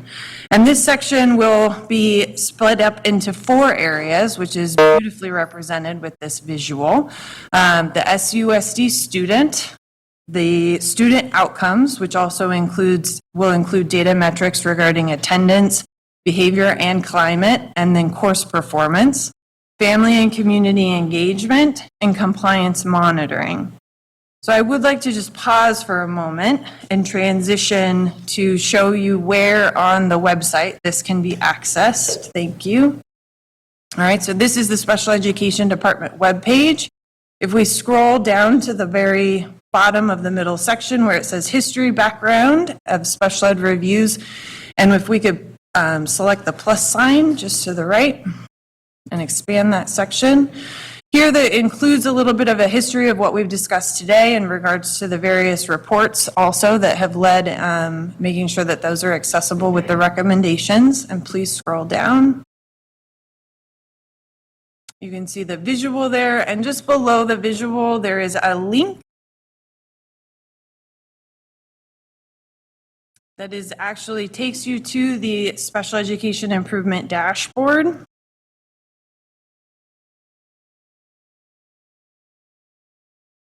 And so here you can see the large green bars are representative of those 4 sections. And as I highlighted this, at least I recall I highlighted, I may be saying it for the first time, but this is a work in progress. And so we will be adding to this, and we're very excited to showcase this with you this evening. But more importantly, we also want to highlight that we're very excited to bring this back to our other collaborative team members, such as the Community Advisory Committee, in order to be able to get feedback in this area and revise accordingly. And it's really, it's a team effort, because again, I want to just go back to the significance of all of the variance in the metrics that we need to be monitoring. And now that we're in the compliance section, actually, one thing I would want to highlight, in the last 2 years, another action that has been at the forefront of our work is the development of the alternative dispute resolution process in order to be able to support families to have more local resolutions. And so we've included metrics here in regards to how that's being accessed and to what extent. And so again, just to highlight that piece, we're again very much looking forward to adding to this throughout the year, and we'll be looking to our partners in order to be able to tailor this. If we could transition back to the presentation. One example of what will be updated following this presentation is regarding the work of the Significant Disproportionality team and their collaboration with the SELPA. And especially now they're preparing to submit a revised comprehensive coordinated early intervening services report to the Department of Education. And so coupled in this presentation, I'm now going to turn it over to our SELPA Director, Mr. Giovanni Linares, in order to share with you more detailed updates regarding this particular compliance requirement and report.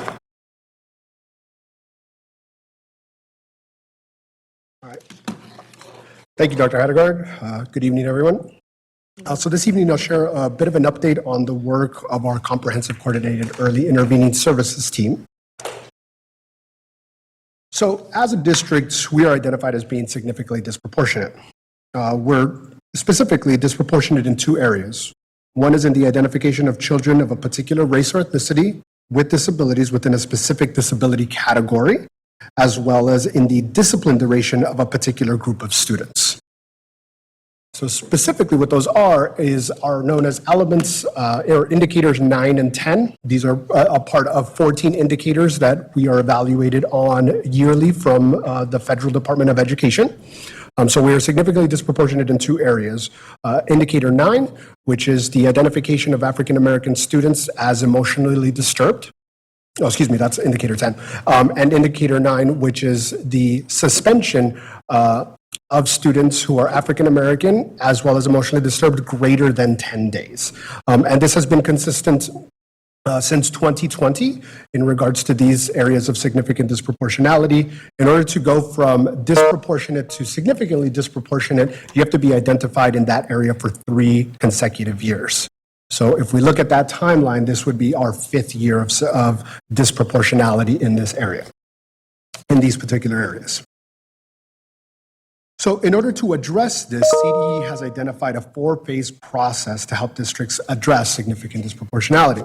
This is what that process this is the visual that CDE shares with all districts who are significantly disproportionate. It is known as the programmatic improvement process. It is a 4-phase process that then asks that every district and LEA also utilize a cultural lens to it.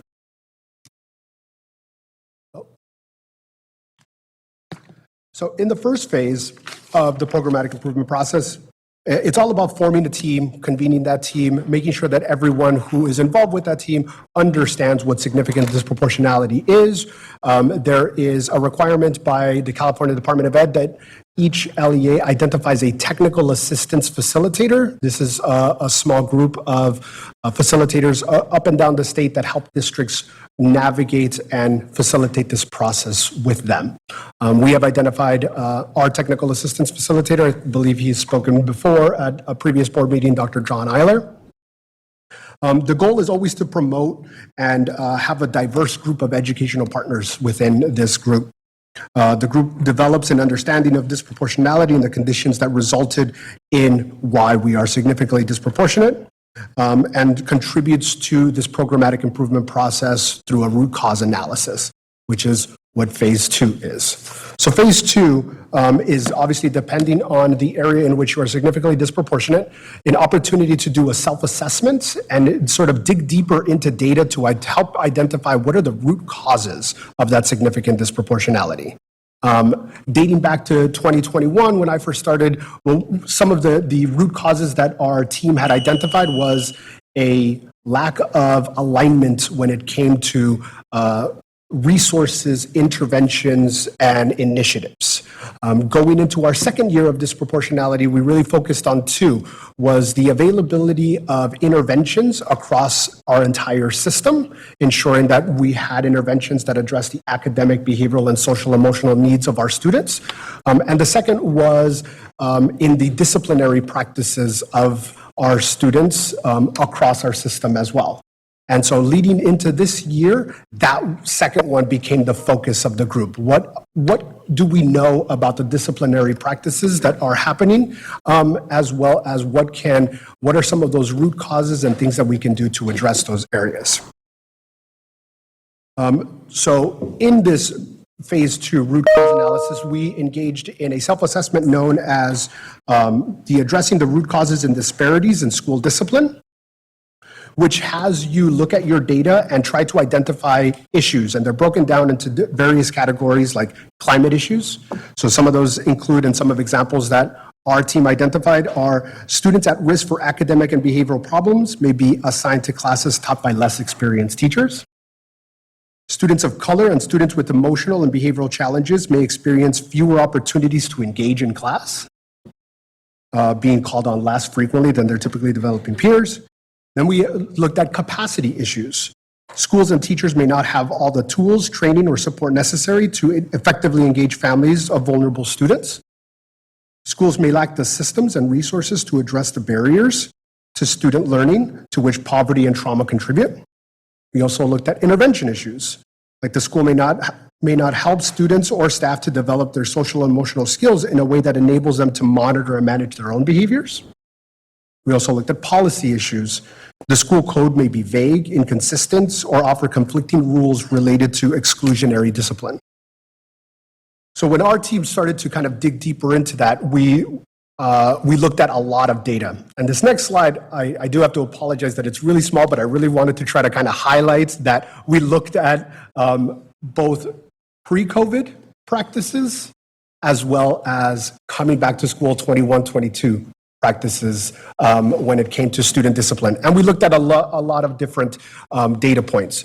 We looked at all students, and we looked at, in particular, African-American students. And what we also looked at were data points around the number of incidences by grade, as you can see here.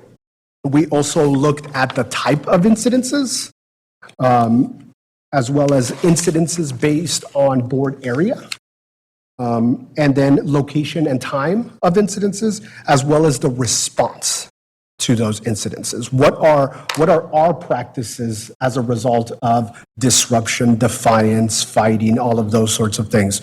So our team really dug deep into that. So what the team identified in this phase 2 process was that we needed to continue to look at even more data. And we needed to align those data points with other things that we're working on, like MTSS, like PBIS, so that it does make sense along a continuum and that it isn't just an isolated reaction to the significant disproportionality piece. So the next phase of our plan is to start to develop a plan as a result of this data work. This is where we would revise policies, practices, procedures related to our significant disproportionality areas. And then we also look at creating a roadmap to increase equity and decrease disproportionality across our schools. So in this process, we took all of that data, and what we did was we created multiple jam boards about it. We looked at capacity issues, what are those? Climate issues, what are those? And then it kind of breaks it down to now, what are specific strategies and ideas that you have in mind to help us create an actual plan? And so this is an example of what one of our jam boards look like. And this piece was phase 2. What strategy ideas come to mind for you in helping our system to understand the need for greater consistency in our disciplinary practices?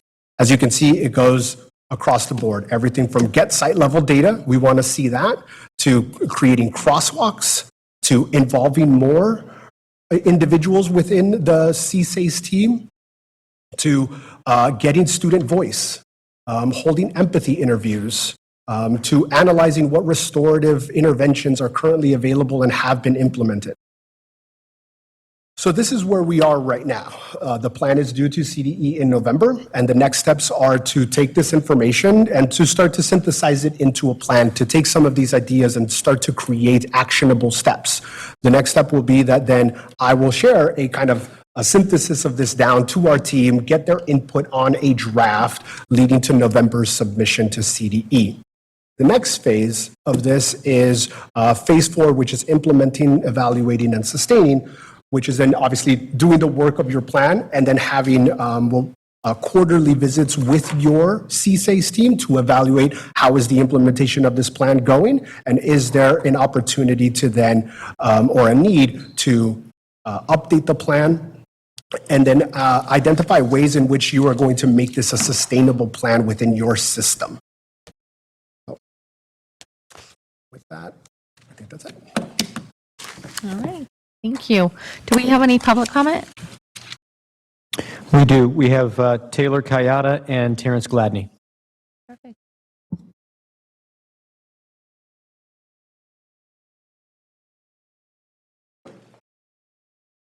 Thank you very much for that presentation.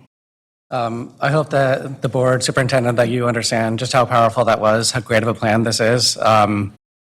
When Dr. Hedegaard mentioned, community feedback in this plan, when she mentioned the need for training, when she mentioned what the community wants, that truly is reflective of multiple years of these two individuals listening to the community and really hearing what we need to do to turn around our special ed department. So thank you so much. I hope you all see that. And these two people are just absolutely amazing. I hope that we empower them to continue delivering on this so that we can really fully roll out this plan. All too often, it seems in our district that we lose visionary administrators like these two who really do value community feedback. It seems like they don't get the support they need to deliver on it. We need to make sure that does not happen here, because under the leadership that we have right here in our special ed department and our SELPA, we have the tools in place to dramatically improve how kids like mine will be treated in this district. That's it. Just thank you so much. Thank you, Mr. Kayana. Mr. Gladney?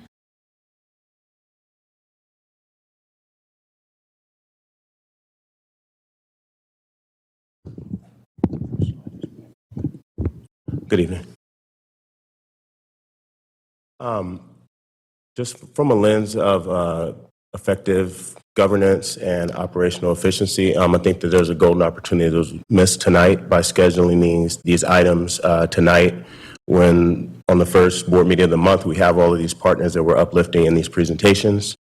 The last meeting, last Thursday, a week ago, we were out of here like 8:45. So I think there was definitely opportunity to intersect a lot of this. We talk about intersectionality, but when we are planning our meetings, we no longer have ad hoc committees at the board level.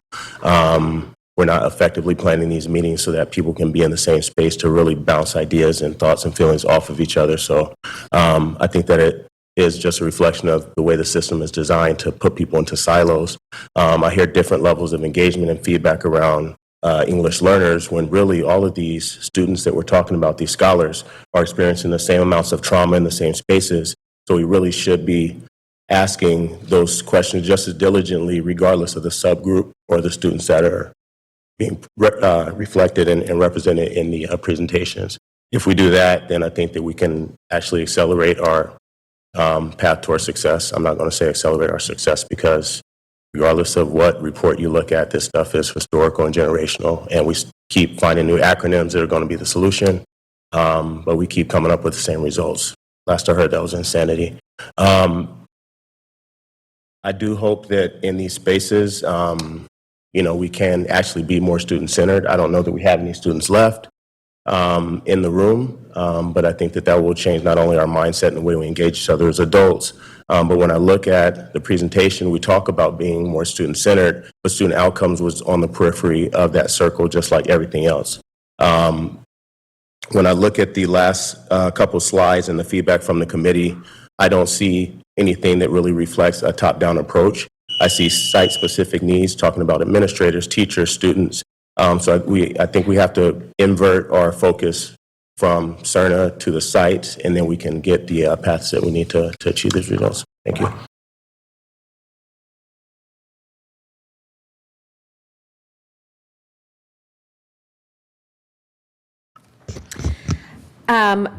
I did want to point out too that phase 2 slide. Again, it's doing the work, asking the site leaders. Folks have asked that for their input to be heard. And again, you're taking the time to do that work. So I want that to be uplifted in this slide as well, because it's not coming just from CERNA. It is coming from the folks who are doing the work. And that to me is something that we should constantly remember and constantly put forward. So everything in this, just how it ties in also with the MTSS initiative. Again, these are strong strategies to support our students in SEL and, so many different components that we've heard. So thank you for this, because again, and as I said before, people have asked, folks have asked, and again, you keep showing up and doing the good work. Again, getting community input, site leaders, students, parents. I appreciate that. Thank you.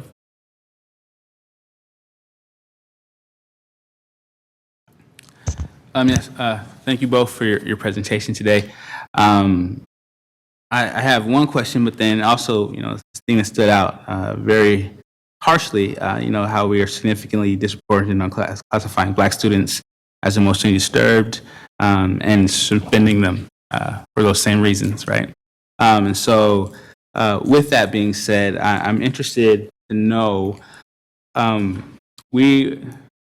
just a clarifying, we are leaving phase 3, and phase 2, and going into phase 3, and then you will be submitting it in November, that phase 3 process. Is that correct? Did I understand that right? Okay. I just want to make sure, because as we're going through, I was like, let me clarify. All right. So for the public also, we are ending phase 2, going into phase 3, and in November you will be submitting it, and then we'll move forward with that. I've said you guys have done a great job this year.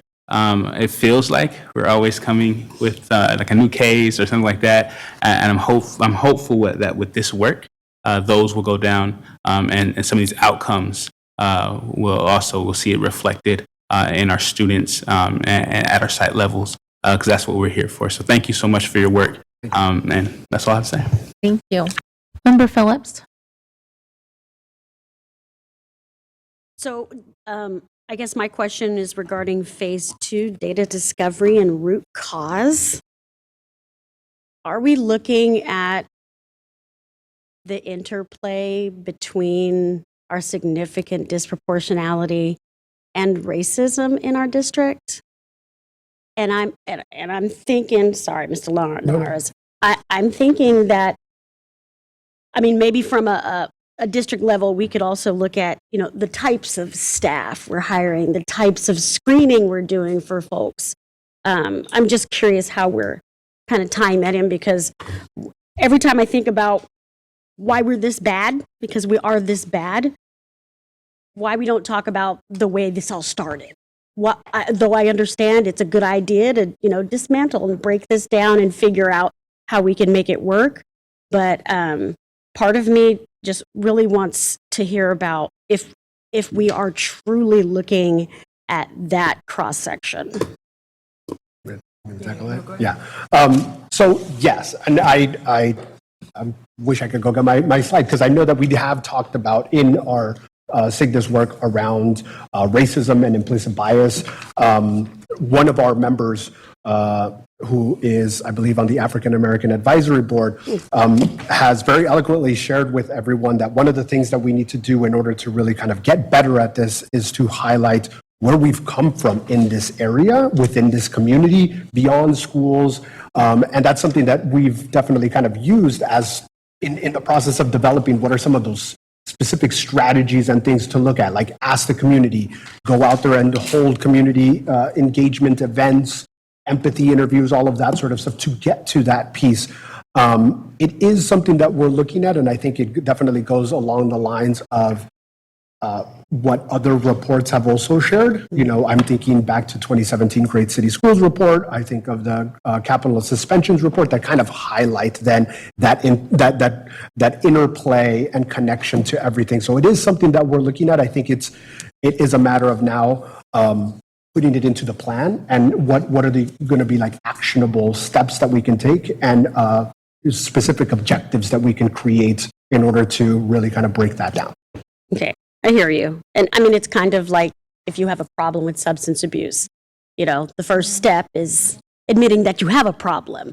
And I think that we need to recognize why we're doing this. And on the inside, the work that you're doing makes perfect sense, that you're talking about it in there, but also, making sure when we're sharing out with the community that they also, have an understanding of why we're really trying to make this change. It's not just because our numbers are bad. It's because this is the way the world is made. So the change we want to do is, not necessarily going to be comfortable. It's not going to be pretty, and I'm not trying to rain on y'all's parade, because this is fantastic. But I want us to make sure that we recognize that particular focus and how that mixes in with it. It's a very good point. Thank you very much. Thank you. Thank you, Member Phillips. Member Garcia? Just a couple of clarifying questions. So this whole plan was triggered by state essentially finding that the district is disproportionately identifying African American? Federally, yeah, but Okay. but then filtered through the state. Okay, and then it also, everything, all those findings and that, the fact that we're out of compliance or maybe not in good standing, basically is reinforced by all the other reports that you just mentioned, right? The 2017 report, the 2018, and then the SIR, right?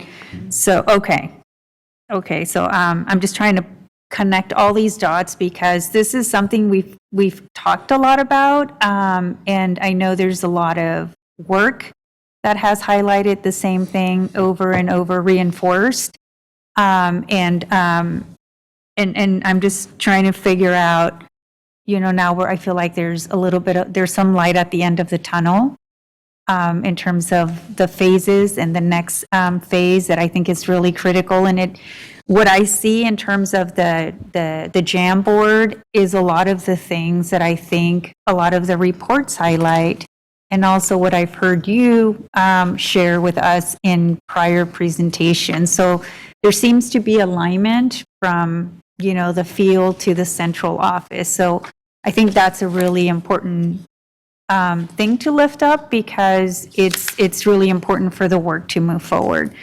And so I just wanted to thank you for that. I know this has been a big task, but it's important in order for us to finally start changing outcomes. Yeah. Member So Garcia, thank you. if I may, thank you very much. And I just want to offer too, for clarification, so this report that's being presented tonight is just an example of how this is one of the very many, compliance actions, reports, responses that we are required to do. And so I do want to emphasize, though, the significance of like tying back the recommendations from the 2017, 18, 22 reports, that's the goal. And that's the piece I just want to make sure is really tied in, is that it is about making sure that all of these pieces are tied in within our strategic plan and have that focus. And that's why then our goals for lead for the department are so critical, because we want the metrics to be representative of the fact that we cannot look at one, let alone even a handful of metrics to really understand the responsibility that we have for progress monitoring success on behalf of our students with disabilities. So I just want to acknowledge it is not clear, and that's part of the work that we're undertaking and in trying to tie all of these responsibilities, recommendations, feedback, and students together in order to have a clear path towards improvement. Superintendent? Yes, thank you very much, President Pritchett. I wanted to just touch on Member Garcia's talking about this alignment. Really, what I want to just remind our Board of Education is that because of your support, this too is a department that has continued to work on some transformative structural changes to improve some of the work. And the CSIS plan really is what I want you to just think about is our problem of practice. That is where we need to see the greatest alignment between the work that you just heard around multilingual services, the work that you're hearing that's contained in our CSIS plan. And it's this idea that I think Member Phillips touched on, which is where we have failed. We have failed in defining and implementing a coherent model that results in high quality instruction for every one of our students. What we are attempting to do in the two presentations that we shared with you and our community this evening is, I think, hopefully recognize that we are making those improvements from an organizational perspective in terms of processes, procedures, et cetera, but also not have you interpret this as siloed efforts that are not connected to the work that we presented to you earlier in the academic year that's related to our problem of practice that is going to be what we are going to doggedly continue to focus on, both our problem of practice and our theory of action, which is in the next slide, Deputy Superintendent Allen, which is where we want all of this tightly integrated, where we want to create a level of interdependence and integration between these bodies of work that we just have not been able to achieve. And that is where we hope to upend the way that we've been doing things across the entire district. And so please don't treat this as a separate presentation about multilingual services, a separate presentation about a CSIS update or an update of our CSIS plan, but rather all of it eventually being connected to our problem of practice, to our theory of action, and that is what is exciting about our work. And we just want to continue to thank our board for your support in allowing us to stay focused on these items. Thank you, Superintendent. Member Phillips? This isn't even for you guys. This is just another elephant in the room that I think maybe we forget to talk about. I'm looking at this Jamboard. Some of these suggestions are awesome, but I'm looking at one that says, what true power do we have to implement something that the union can't stop? Social emotional learning is suggested but not required. Restorative practices, not required, and so on. I think that maybe speaks to the fact that this may be more important than, say, our argument of negotiations or whatever, but I truly believe that this falls into the category of, because we are failing, we need to make sure that something is mandatory in making that change. And I know that's going to be a problem because we might come across, some incidents where we need to negotiate this. I know that we don't talk about this a lot. I just don't want to have another absolutely fantastic idea of how we're going to change this and get slowed down. And if we're already 5 years in to being as bad as we are, is it going to take us another 5 years and another 5 sets of students to get this done and done right? So, that's not on y'all, but that's kind of to the community at large. There's something we really have to be comfortable talking about are the barriers that are going to keep us from being able to do this fantastic work. We have to talk about this. We have to be honest about it. And yeah, I don't want it to be quiet. I think it's not helping us to not talk about those particular elephants in the room. So again, this is fantastic. I'm going to hate to see this get put by the wayside. I'm really not going to be happy. So, as a board, we need to make sure that we have, some kind of thought process. Instead of asking what's wrong with this entire system, maybe we need to ask what happened. Again, we're going back to, what's important. But, I personally, I'm tired of seeing stuff get held back. So it's really important that we get this working. And you have my full support.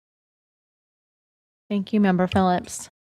I am really excited to know that the Council of Great City Schools plan that they set forth was just not a binder that sat on a shelf and was collecting dust, because I remember thinking that when we originally got the report long ago, right, of like, okay, so how do we implement any of this, right? I don't want to see it on another binder on a shelf just collecting dust. So thank you for your hard work on this. I'm really excited to see what's to come. My only question is, under this model and so far that you've, as you've come along, are you seeing an uptick in interventions for students that we're able to offer? Yes. And our numbers are slowly but surely getting better with each year of implementation.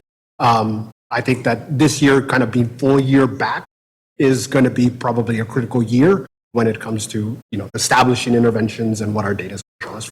I think I would really like to see that in the next presentation. Nothing in true detail, but just knowing this is maybe like a percentage of we're offering, 25% more interventions for students than we were 2 years ago, right? So that we can see that increase and we know that there's an actual increase. So thank you. Thank you so much for this presentation. Yeah, thank you. May I ask a question, just a clarifying question? Are you referring in regards to the CSAS report, though, that specifically? Yes. Or, okay. Yeah. Because I do think, and kind of speaking back to what Superintendent shared, we'd be happy to bring that information back, and that would be something that we would do across multiple departments. So that'd be fantastic. Perfect. Well, thank you so much for your hard work. Thank you. All right. Item 10.0, consent agenda. Do we have any public comment? We do. Taylor Kayada signed up. Mr. Kayada?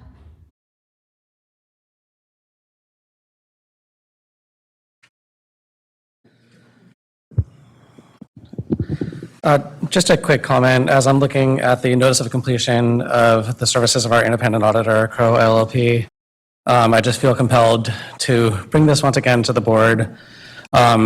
A lot of board members here in this venue and in other venues have talked about how our financial situation right now is great.